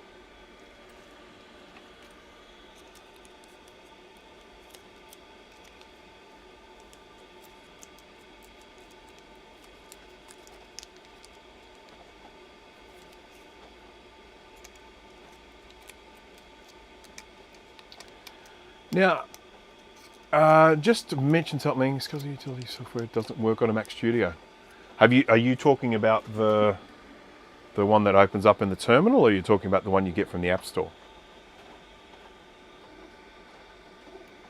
I'll be surprised if the one from the App Store doesn't work. But if it doesn't, I can certainly speak to the SCSI IIsi peeps. As those who aren't aware of it, if you go to the latest firmware, the SCSI IIsi 5, if you've got a version 5.2 or a version 5.5, you now have the ability to have up to 7 SCSI devices. Before it used to only be, I think it was 3. Not that I've ever gone beyond 3. Oh, no, it's 4. You used to be able to have 4, now you can have 7. Or 6. 7, yeah. The one that opens the terminal. Okay, yeah, that's old, that's ancient. There's one in the App Store now. If you go to the App Store and just go to SCSI IIsi, you'll find one in the App Store there. The one in the terminal hasn't been updated in donkey's years.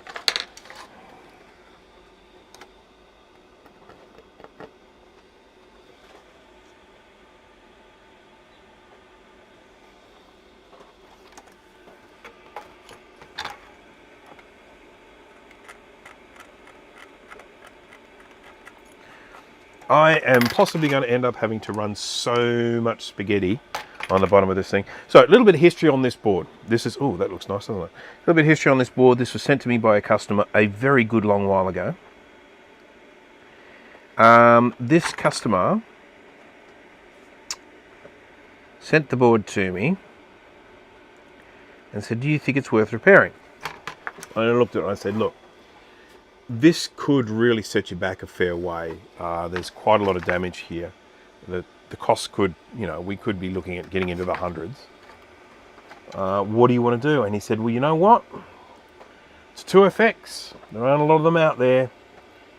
I think it's worth it. Let's do it. So I said, no worries. Now, I won't be able to do it for you straight away. It will have to sit for a while. And it has sitted. It has sat for quite some time. And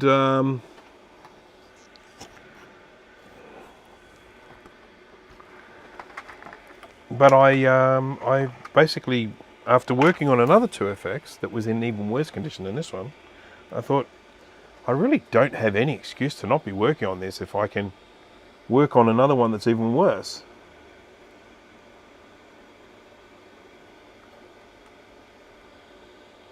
This I should be able to just knock through with a hammer.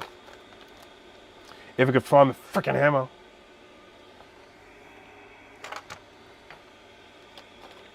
I haven't gone anywhere, so it's got to just be here somewhere. I'll just put it down somewhere.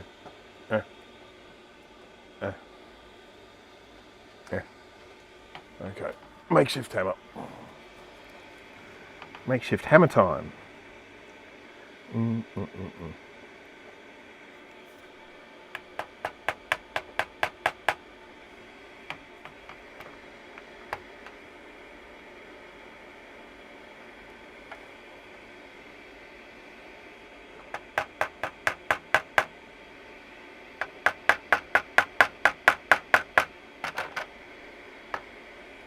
Right, did we get all the way through?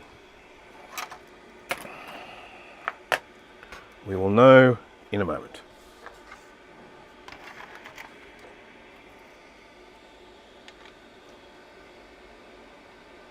I don't think so.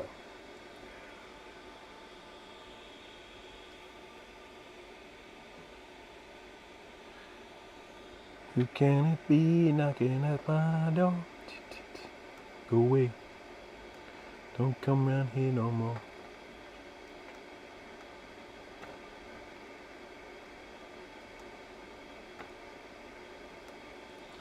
See if I can get a wire through there now. I don't think I can. I'll probably have to be a little bit more forceful.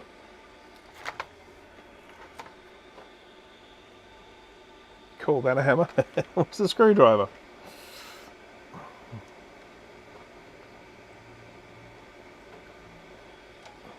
You call that a knife? That's not a knife.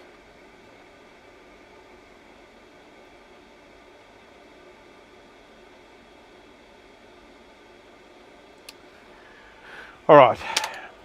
I apologise. We're going to have more Dremel noise, and everyone's going to be upset, and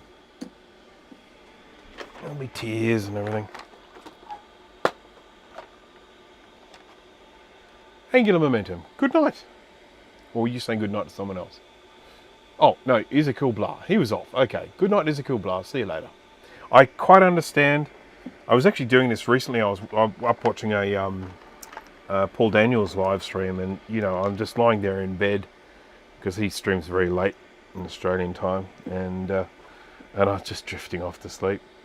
Didn't even get an opportunity to say goodbye. I was just falling asleep.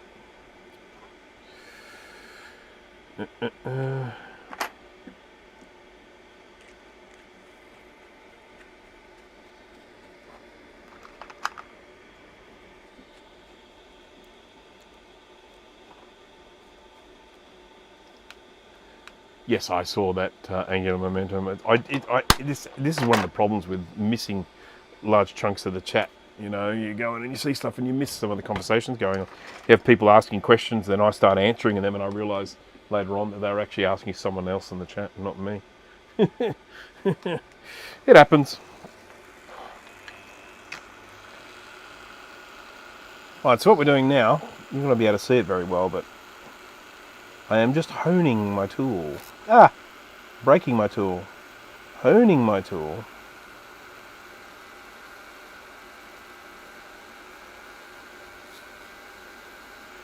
Thin bit needs to be a little bit longer. This is basically just a needle I'm using. Just a sewing needle. But they're just not pointy enough at the end, so I make them pointier.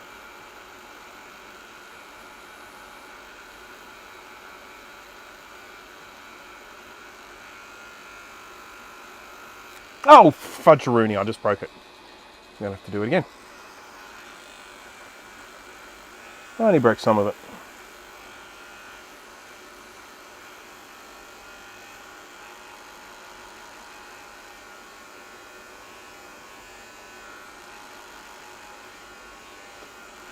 This needle's getting a little bit on the short side.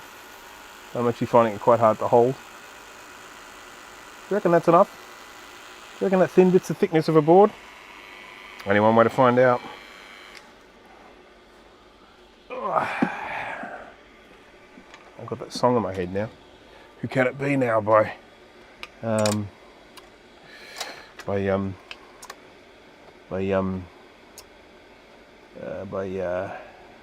that band.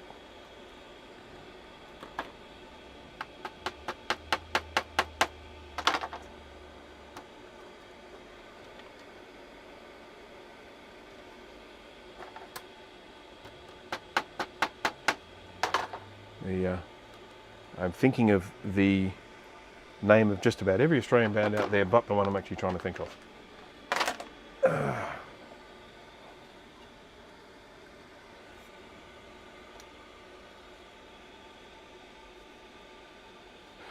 Okay, is Paul Hogan still around?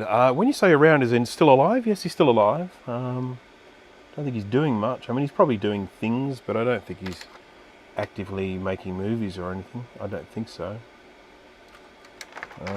He ran into some strife with the Australian Tax Department for a while. I think he got that all sorted out. But he was living in America, I think, from memory.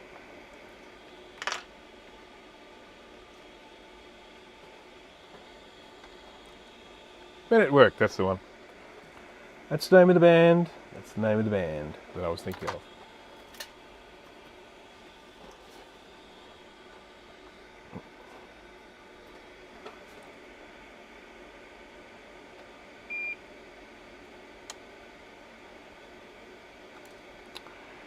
Okay, we are going to expose bits of this wire. That's going to become a pad now.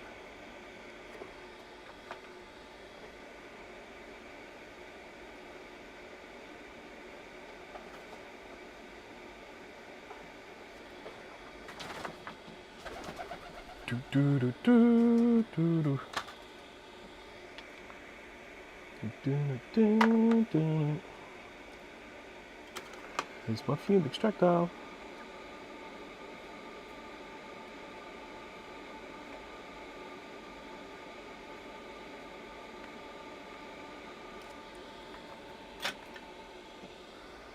Called The Very Excellent Mr. Dundee.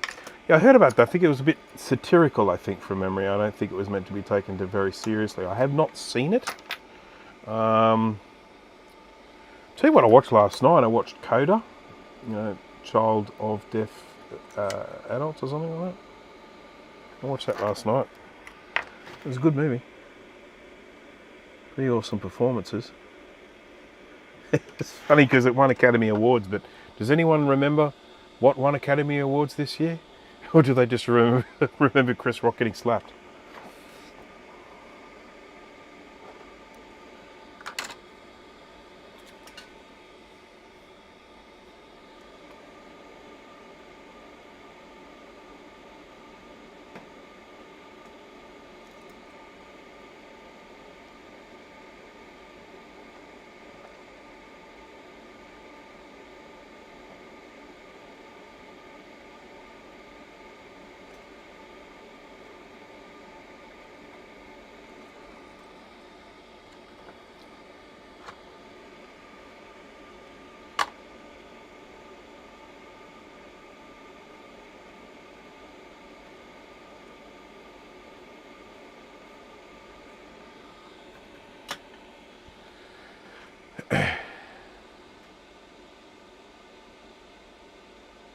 Been gone for a couple of hours. What did you miss? Now, I'm not sure exactly where you left off, but we started off looking at a 2SI. We didn't get far there at all. We're exactly where we left off with that, I think. Oh, that's right. We started getting a different pattern on the screen. We thought that might have been because of it might need some cleaning. So, we then moved on to an LC575, and wasn't that fun for everyone? With that one, we replaced a RAM chip. We were getting a sad Mac chime. We replaced a RAM chip and fixed it. And there was much rejoicing.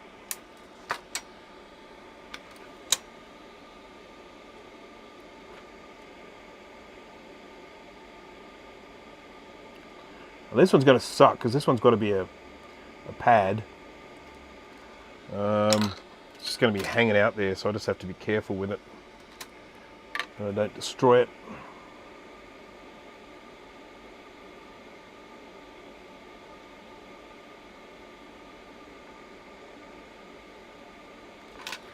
Boom, boom, boom, boom, boom.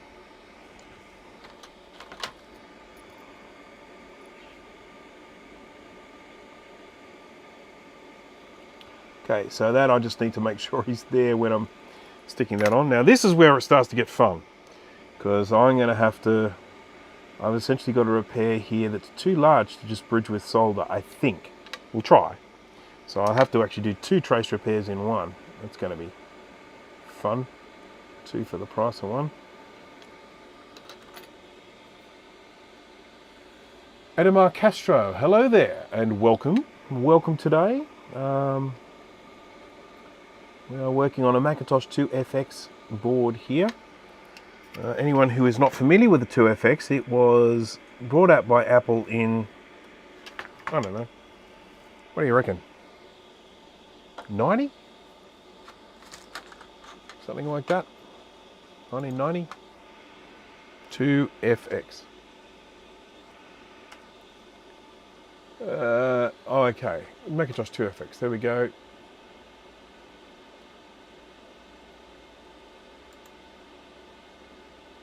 A bit before that. That was 1990. March 1990. And it was Apple's flagship. When they brought this out, this was the fastest computer they had ever released. And it cost a bomb. Anyhow, they've become a little bit on the rare side. And this belongs to a customer of mine. And I told them that this repair is likely to take a lot of time and be expensive. And they said, you know what? I think it's worth it because it's 2FX. And I said, you know what? I agree with you.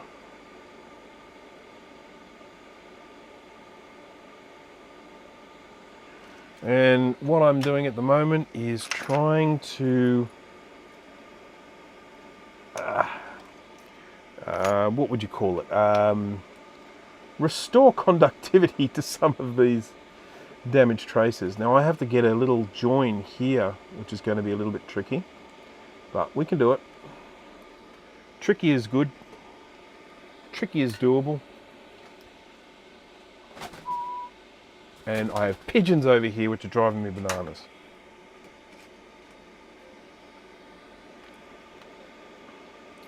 My workshop is actually a shed that has been kind of,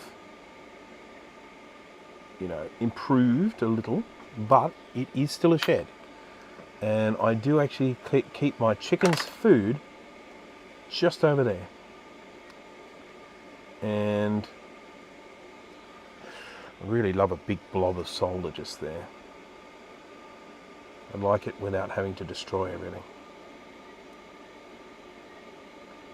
Come on, blob. Give me a blob. I mean, I think it's okay. I think we're conductive and everything, but I just love a blob. Give me a big blob. Blob. Blob. I'm not getting blobs. It's just sticking to my iron.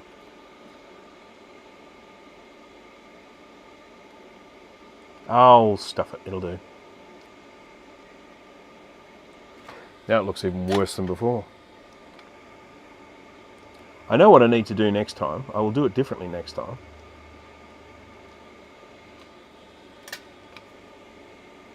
Let's get some more flux. Blip, blip, blip, blip. There we go. That'll do. Okay. Actually broke down and bought one of the Northridge Fix's grinding tools for exposing traces. It's a little overpriced, but does work much better than the old razor knife. Yeah, I think they both work. Jay has one of those. Is that where you bought yours from, Jay? Is he even still here? Jay, you still here? Jay has one of those. And I've seen the results of the little grinding tool, and I have to say, I thought it was good. I would get one without hesitation. Remember that whole thing we're talking about where you just constantly end up buying things? That's what it's all about. There's just always something. I mean, I did a capacitor order the other day just for some radial caps for power supplies. 166 bucks.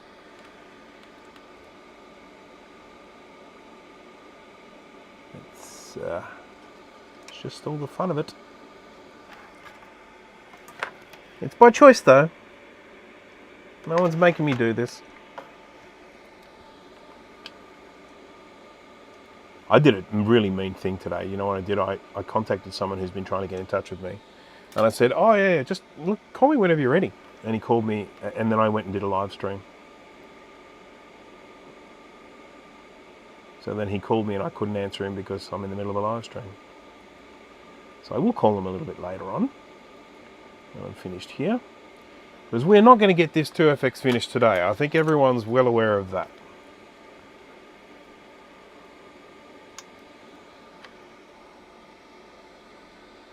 Always lose those bits of wire. They're around here somewhere. Where'd you go? Where'd you go? Is that you? Maybe.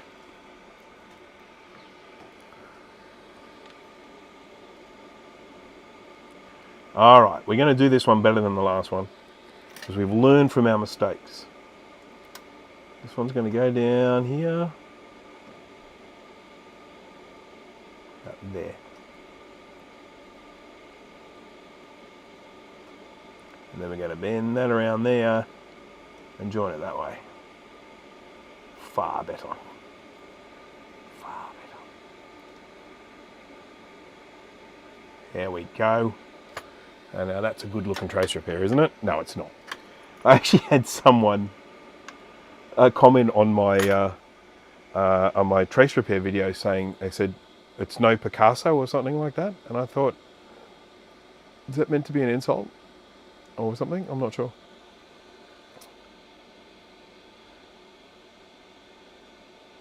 Yes, there will be a Mac Yak this week.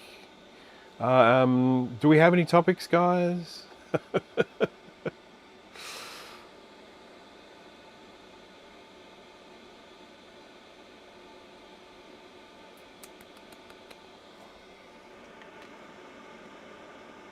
I think we've got a couple of topics. We'll be entertaining.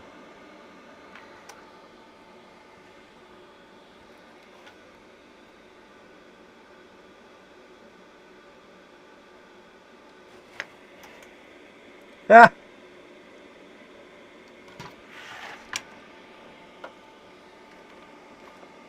Sorry, I just got a message which made me chuckle.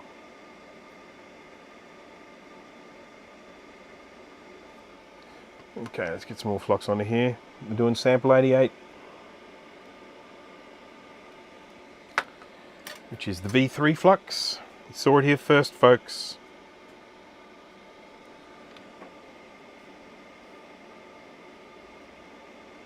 I'm trying to liken what it smells like, you know, trying to find a comparison.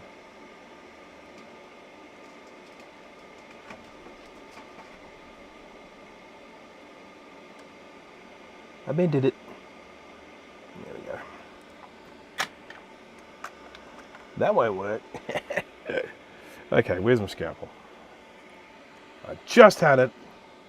I just had it. There it is. If in doubt, it's underneath this gigantic board.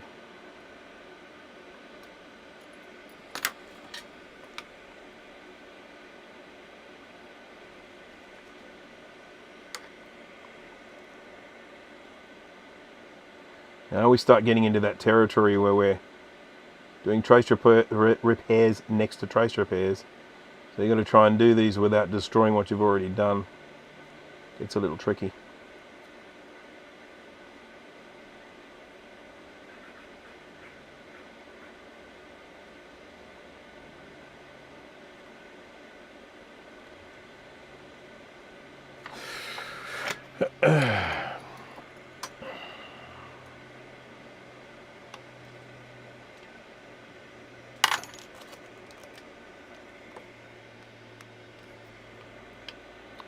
I love when I get the comments on my videos where people tell me I'm doing things wrong. Love it. I never have any objection to someone saying, you know, the way I do it is like this. It's like, cool, sweet. Glad it's working for you. But I really object to when people say, you're doing it wrong.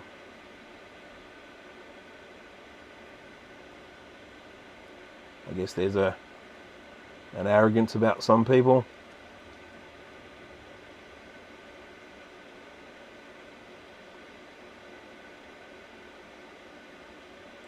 All right, so we get. Did I miss one? Look, I just jumped over one. Why did I not do that one? Can anyone tell me why I didn't do that one? Because I'm stupid. That was for Dana, if he's still listening. How do you like the number 88 in general? It has a very, very sweet smell, but it is probably a stronger smell than the ASM. But we do have to keep in mind that it is actually better for you in terms of chemicals and whatnot. So on the whole, I think it's a good flux. As to whether it will completely and totally change me across from ASM, that is still yet to be seen, because, you know, when you use something for a really long period of time, it's kind of difficult to change. I've been trying some other fluxes as well, and I plan to try some more. I want to be as flux informed as I can be. Flux formed.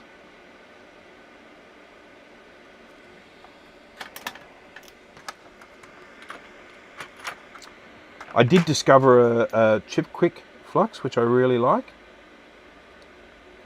I had tried chip quick before and it was absolute refuse, but this was actually one that was quite nice, and so that's good. I would rather know several fluxes I like than only one. Whoops. Now we do have to keep in mind that there are chemicals here that are not good for us. So we should probably be making sure we're using the ones that have all the right sort of health compliances or whatever, ones that are safer to use. This is a mess, isn't it?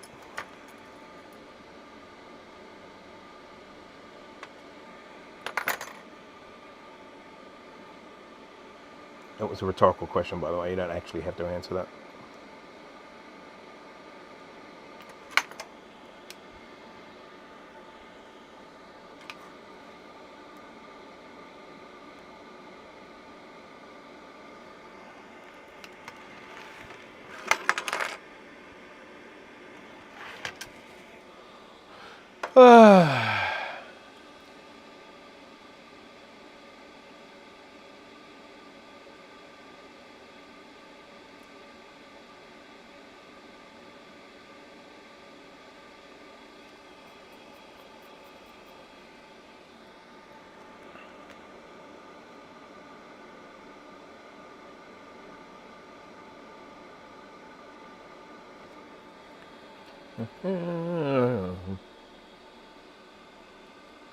Have you ever soldered using solder paste? I absolutely have indeed, and I use it for very specific things. So I use solder paste when I'm doing BGA rework, which is ball grid array.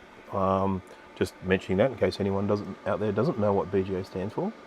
And ball grid array chips, if you have to reball a BGA chip, which does happen sometimes, that's basically where you have to put all new little solder balls on it. Nightmare of a job. But should you need to do that, is that meant to join?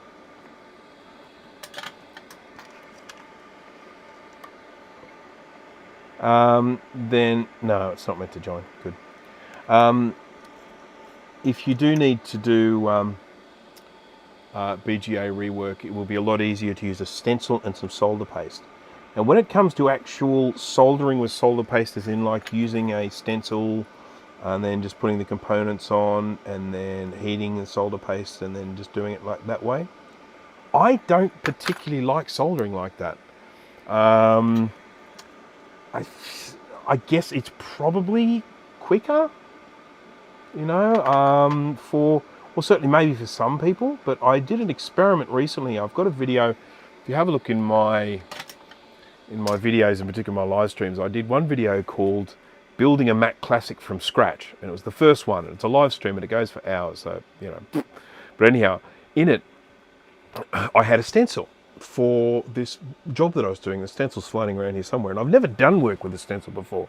So I did a little bit with the stencil. I put the stencil down, I put some solder paste down, and I put some components down and hit it with the heat.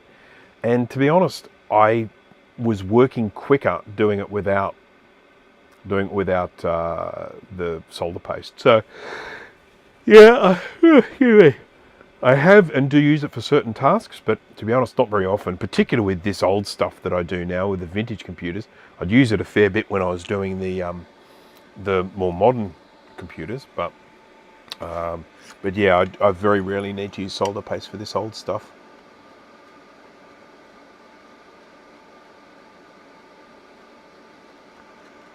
Now, once I get a chip on this thing, I don't want to have to take it off again. So I need to make sure that I've done all the repairs I need to do. Now, let me show you the Flux that I do like from ChipQuick. This is it here. Not very good in that little corner view, is it?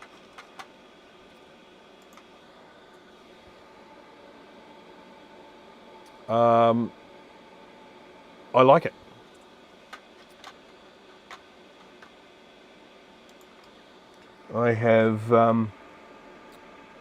I've used it a little bit.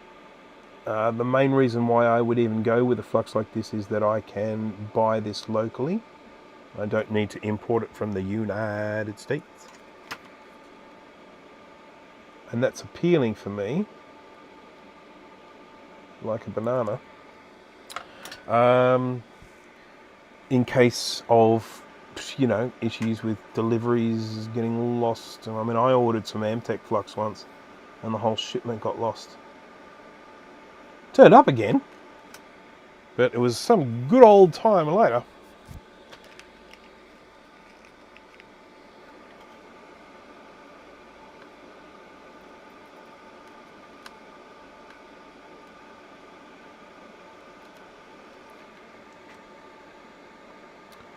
Do I fix this one before I put the chip down or after?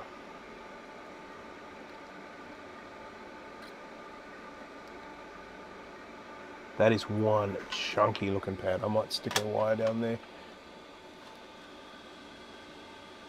Your Bailey's limit has been reached. Come on. Push that limit. I've never seen those things that you drink, Jay. Those little Bailey's shots or whatever they call them. Bailey's minis. They look awesome, but I've never seen them.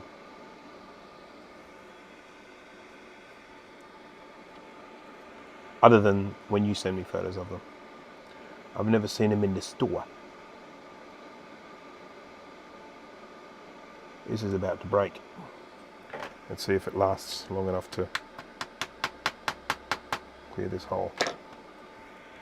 I think it did.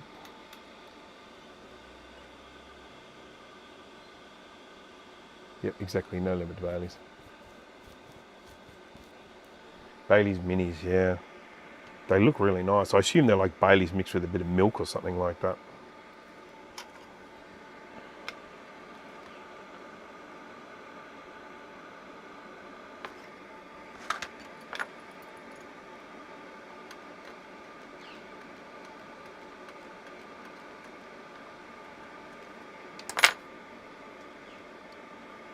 I want to be sure that everything under this chip is ship shape, hunky-dory.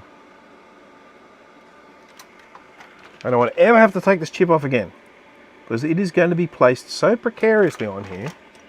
I mean, it'll be safe as houses when I'm finished, but it's going to be a fiddly job putting it on, and I don't want to have to do it again. Of course, the next thing I'm going to have to do is I'm going to have to stick a whole stack of UV mask on here, and then I have to find the other 2FX board, which is floating around here somewhere.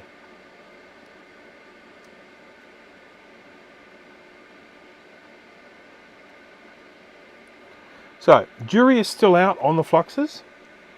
I have, in terms of the performance of the V3, I think it probably maybe disappears a little bit quicker than some of the other Fluxes. That's probably something to do with the fact that the formula is healthier.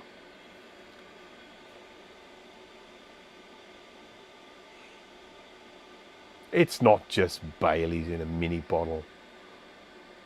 There's no way it is just Baileys in a mini bottle. It is mixed with something, I promise you.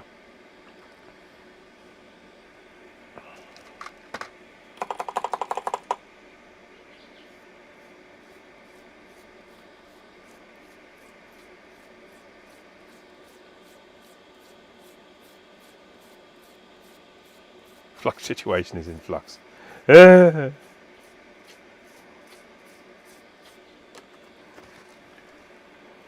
got to get this spotless because I want to put UV mask on there. And if you're ever in a situation where you're using UV mask, the surface must be clean. If the surface is not clean, no, that better not be. God, geez, I thought this was upside down. I thought all of my flux remover was leaked out. No, it hasn't. This is my flux remover here.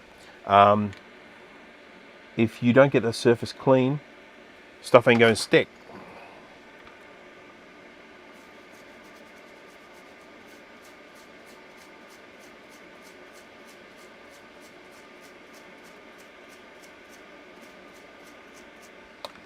Rabbit.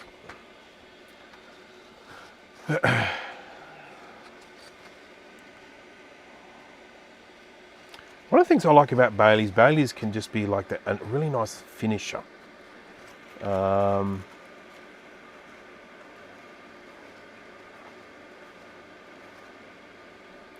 like a dessert drink, you know? Liqueur, lovely, yummy. Stop it. Behind, there we go.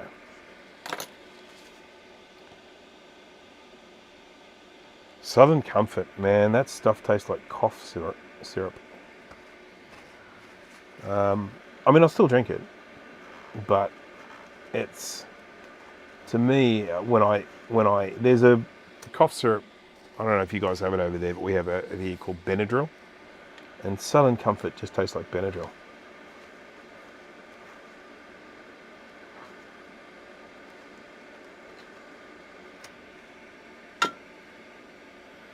As we refer to it in this part of the world as Southo.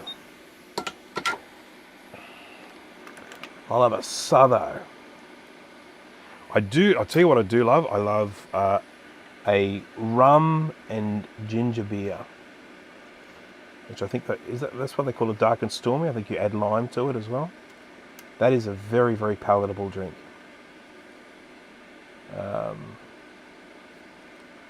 That's, dark rum, as in like Bundaberg rum. Aussie, good old Aussie Bundaberg rum.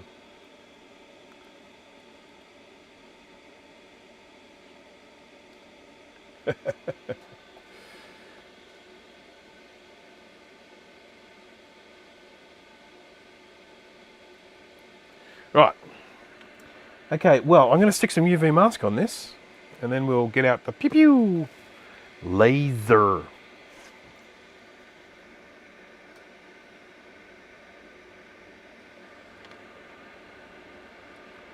What a mess this is.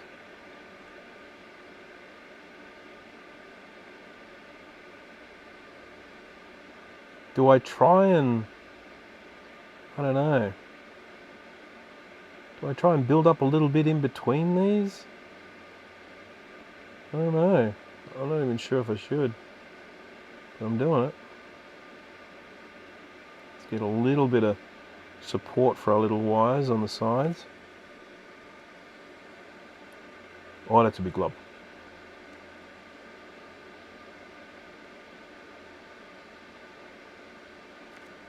I'm doing it.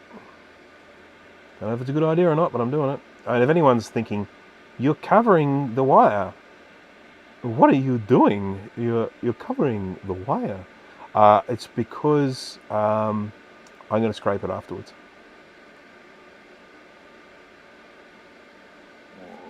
Oh, geez, wow, that was an interesting burp.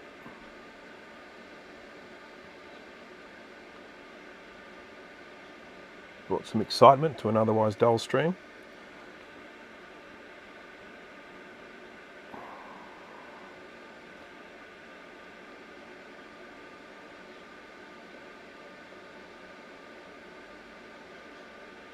Okay. I'm loving what I've done here. I want to take a photo of it and turn it into a postcard.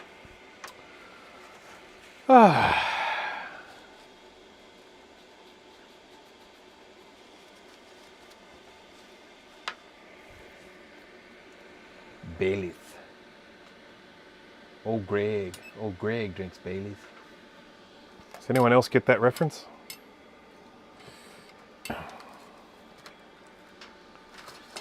It's a UK show, but I don't know how popular it was in Australia, in the US.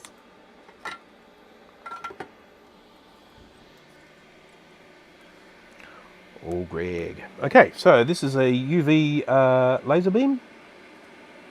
I can actually burn things with it if I focus it into a small enough beam, but that is not my intention today. We are curing UV solder mask, which is basically kind of a resiny type stuff that goes hard when you expose it to UV. And that's what I'm doing with it right now. And it will protect from the air, so it'll stop corrosion, and it will also, it's also an insulator, so it can, you know, you can use it to stop, what do you call them things, shorts and stuff.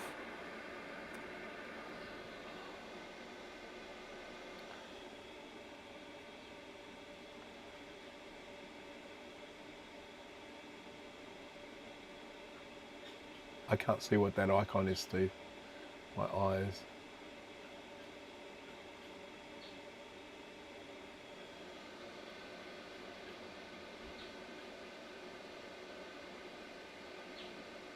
I'm not even close at the moment. I'm reading the chat and my laser beam's not even pointing at what I'm supposed to be doing. It's a shoe! Ah. Yes, Steve does get the reference.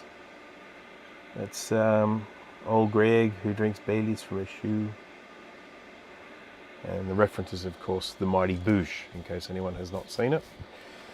A series which gradually got weirder and weirder and weirder the longer it went for.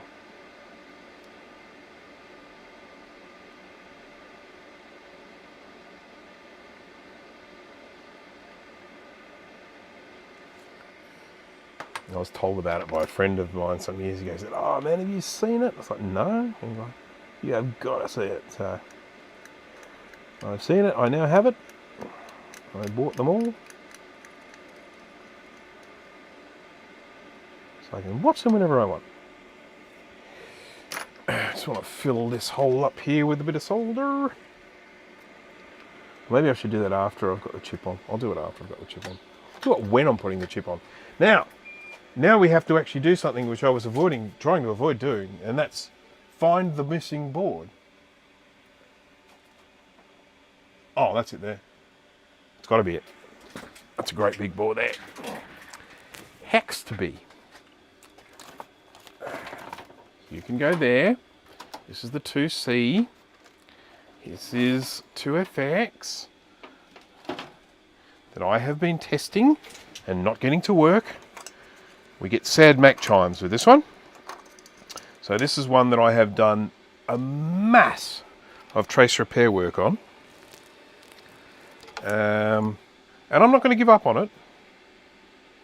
One day, you and me 2FX. But we're going to steal some parts from it. These are parts that I can order, I can replace. They're not parts that are impossible to get hold of anymore. But by doing this, I can repair it quickly rather than later. Sorry it's out of focus, but actually I'll tell you what, I won't be a douche. Oh.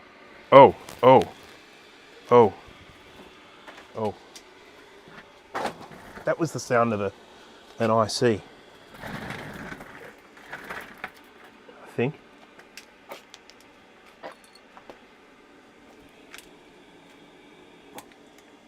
No, I think we're okay. I thought I might have dropped. Sometimes I thought I might have left something on this board from when I was working on it last, but I don't think I did. So everything's fine. Everything's fine. Everyone, you can relax now. Take a deep breath. Right, this is coming off.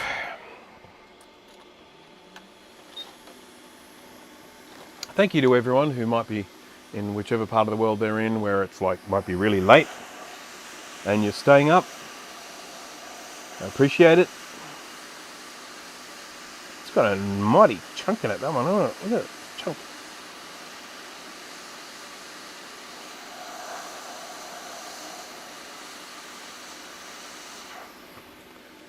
There we go. We have vacated the board. Liberated the chip from the board.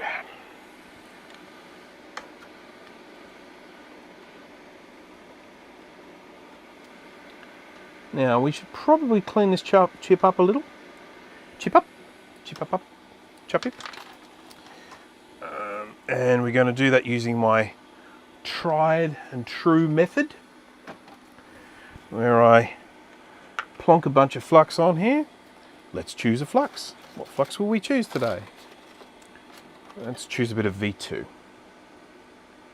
The one that started all the drama.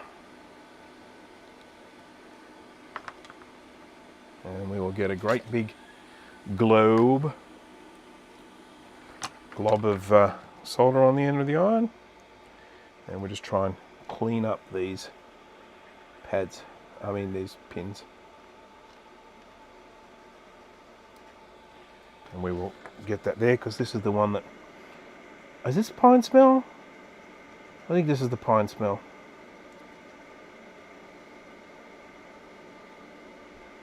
It's hard to tell. I'm going flux crazy.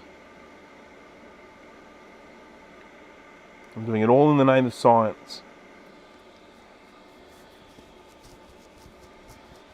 Whoa, whoa, whoa, whoa, whoa, whoa.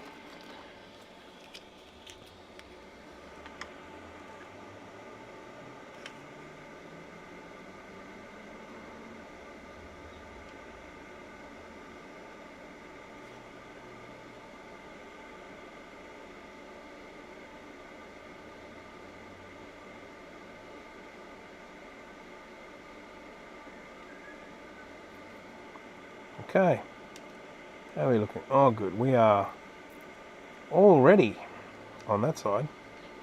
Let's do the same on this side. Gonna need some more flux.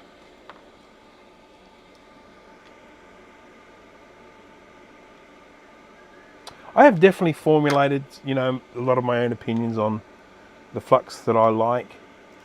I think I've got a pretty good idea now of which fluxes I'm going to continue using from now on. I like certain things.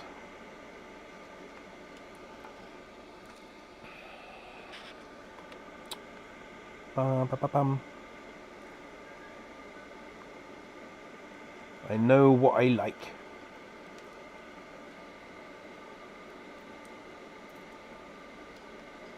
Right, let's get this chip on. I think we might call it a day after I get this chip on, only because it is 4 p.m. here, and I probably need to actually do some responsible things.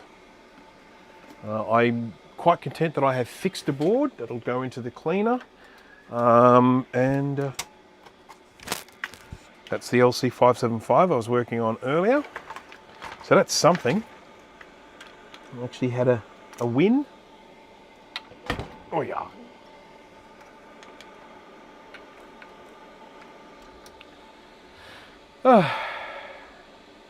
Oh yeah, I mean the table is disposable. When I actually built this workbench, what I did is I went and I bought a really nice office desk. Nice sturdy steel frame. It's good, I like it. And then I went and bought some, 7 or 9 ply particle board, good quality stuff, and cut it to the size of the desk with a little bit of overhang and nailed it to the desk, or sort of stapled it into the desk. So the top piece, which is particle board, is actually disposable in that once it is destroyed beyond repair, I will lift it off the desk, I'll go and get another piece, I'll put the new piece on, and I'll throw this one away. Or I can flip this one over, actually. I just realised this one's got another side. I can use the other side. So that's the plan.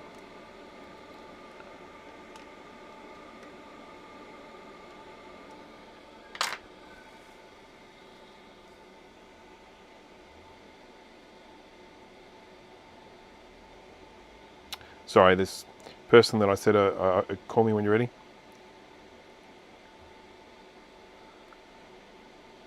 Sorry. I've got questions.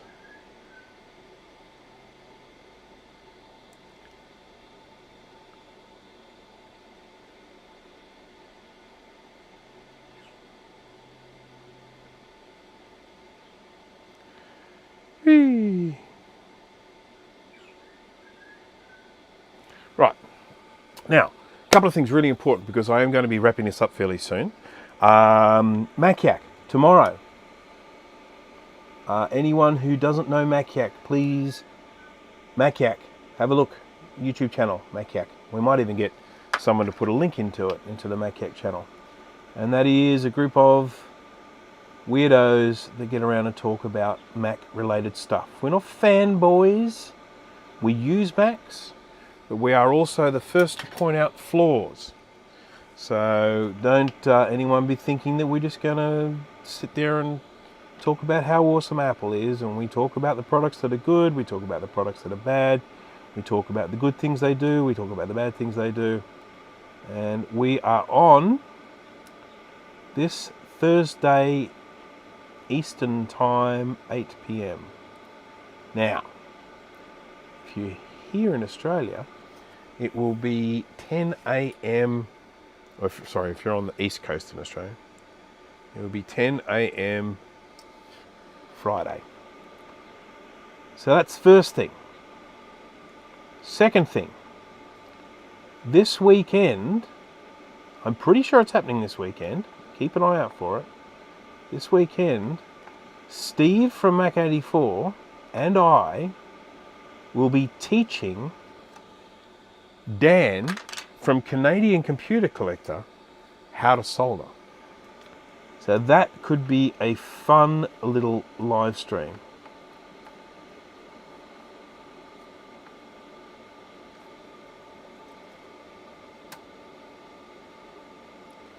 We all know how funny Dan is.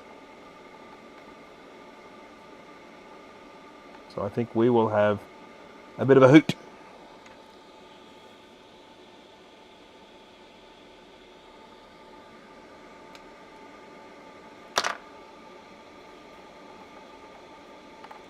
Too much solder. Gonna have to get some wick and get rid of some of the solder.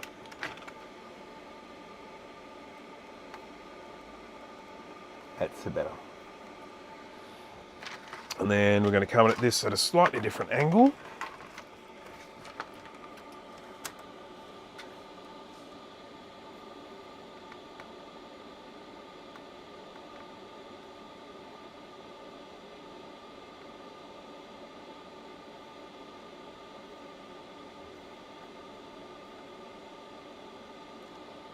Oh, that was probably all off camera. Sorry about that. Sorry about it. Sorry about it. So many fluxes.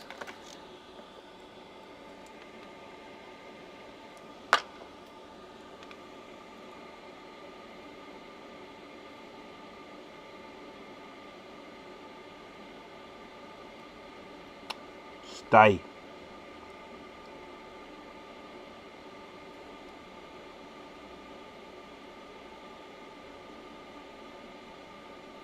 Oops.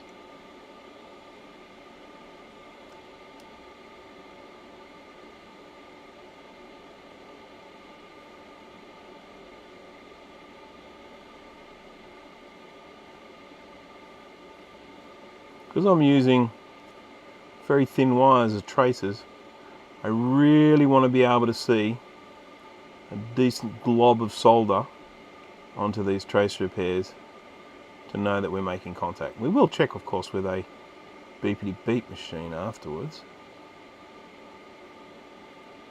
Alright, let's have a look at that and see how it goes. Now that was the worst damage on this board. There are other areas of damage, there are other trace repairs that need to be done, but that was the worst part that I've done. So that's how I tend to work a lot of the time. I knock over the really bad things first and then do the easy stuff later on. It's not necessarily the best way to work, but it is the way I work.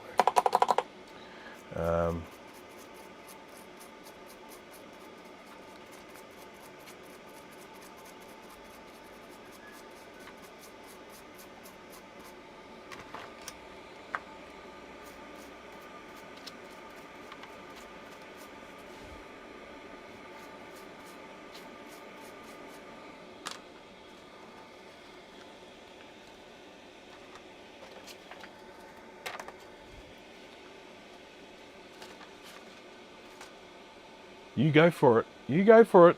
Come on, Jay. I expect that Bailey's to get thrown down. Have a look at the ingredients on the Bailey's there, Jay. I bet you it isn't just Bailey's.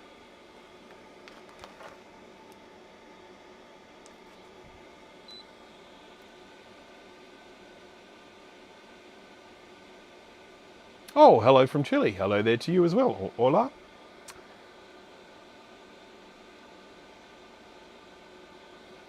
Chile. 2 a.m.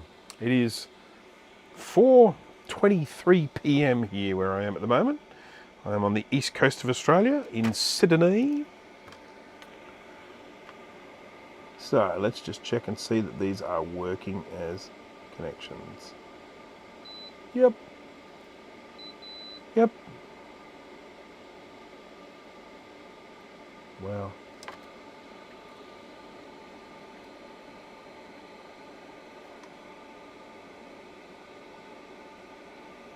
Wow, that's...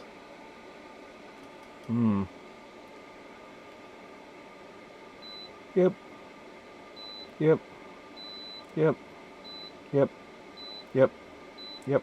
Yep.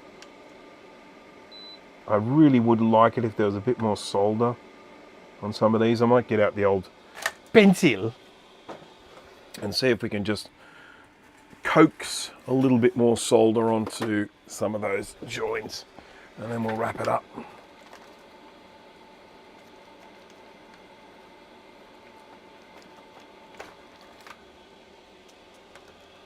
Okay.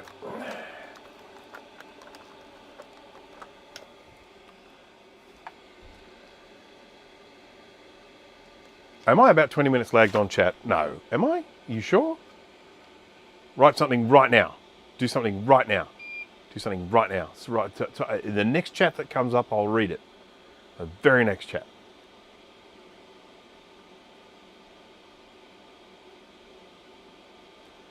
See you, Steve. That's what came up.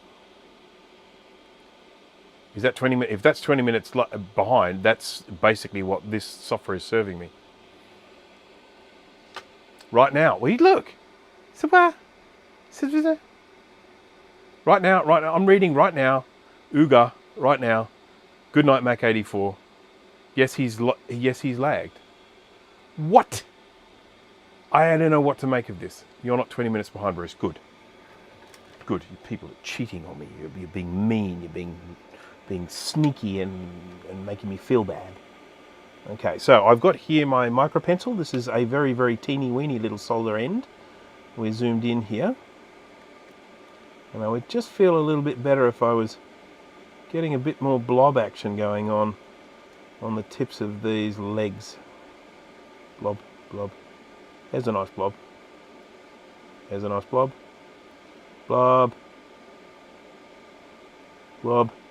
I'm actually utilizing the fact that I don't have any flux here to make the solder go a little bit streakier in order for me to draw these kind of lines across. And it ain't pretty, but it is connecting. There we go, that'll do. That's me happy. I'm a pretty happy person.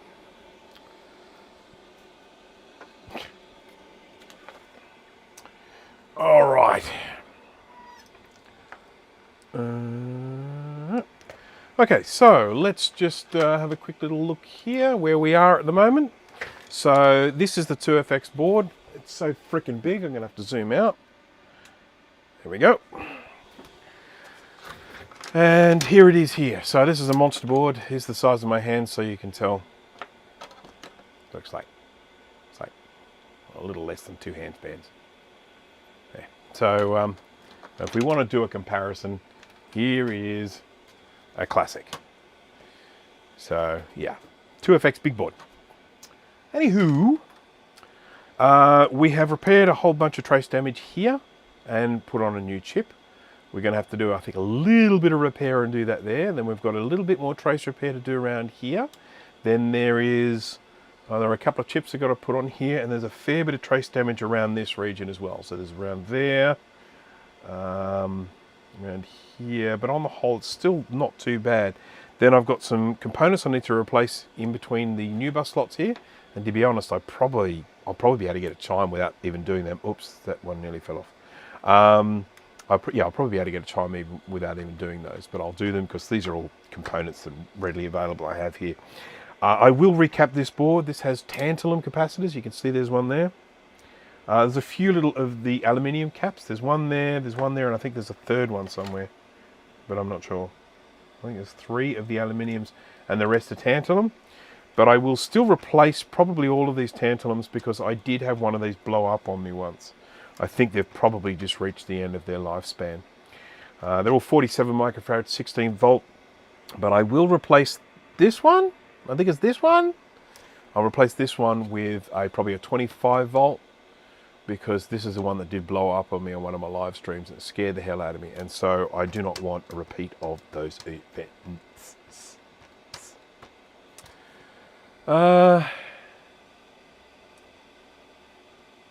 Filthy hobbitses. Filthy hobbitses. Read this, Bruce. I just read it, but I mean, it's not. It's been up there for a little while. I realise that it's not immediate. See, one of the things that happens when I read the chat, I tend to it scrolls up, and then I look at the bottom, and then I work my way up. So I start with the most recent, and then I gradually work my way up the list. So I go from newer to older to older to older to older. So by the time I get to the top, I'm probably answering stuff that's ancient. So,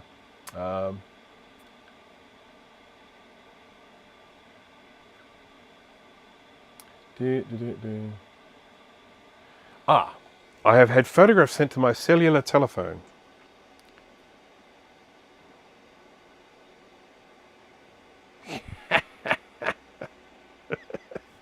Sorry, that was quite funny. Jay just sent me something a little bit amusing. He said something which, said in a particular way, could be a bit weird. All right, so hang on, let's have a look. One treat size. It's huge, though. I mean, it's massive. What's the alcohol percentage in it? Oh, he's showing me in the front as well. 17% alcohol. Yeah, okay, fair enough. All right, I believe you.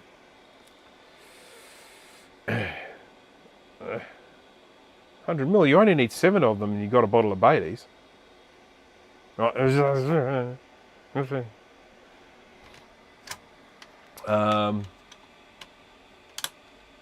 Oh, Geek with Social Skills coming midnight here. Need to be up at 5 a.m. Lucky you. Good night. Thank you for joining Geek with Social Skills.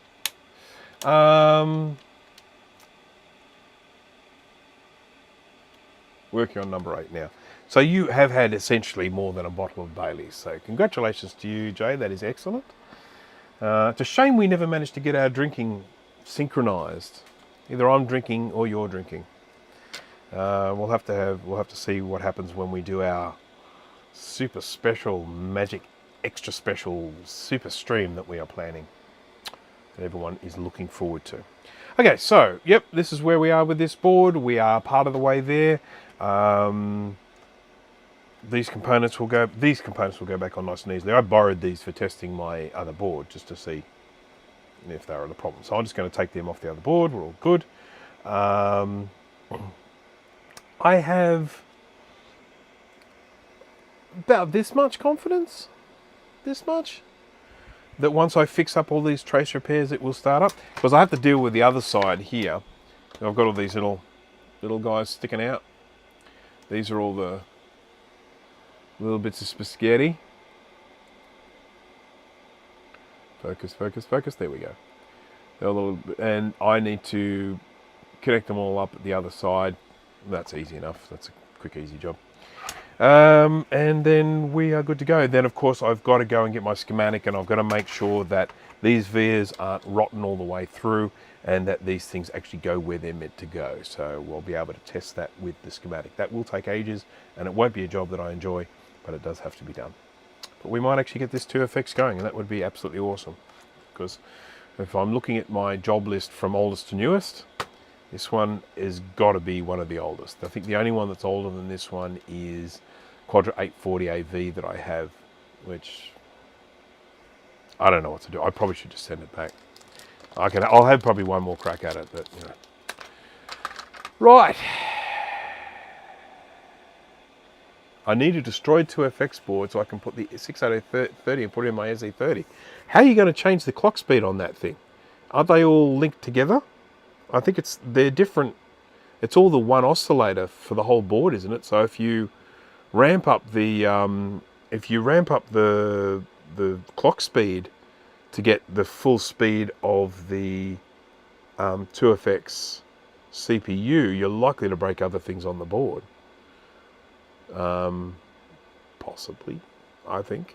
But anyhow, never mind. Yeah, all right. Well, I think we have come to the end here, so thank you all very much for joining. Thank you for keeping me company while I did this stuff. We did actually get something fixed, so we got the IIsi, we had a bit more of a fiddle, still getting nowhere with that one. LC575, we're getting a SAD-Mac chime, we replaced a RAM chip on the board, stopped getting SAD-Mac chime, booted up, started booting into a system, so that was all very nice. Oh, I have an accelerator card, that's even better. Yeah, and then we started dealing with this IIfx, which I think I have a fairly good chance of fixing. But it is going to be, if I'd have done nothing but this, I probably would have got it finished, but I'm running out of day. I've got other stuff to do. And so thanks again. I hope to see you at the next one, you know, and everything. Thanks again. And I shall see you soon. Bye now.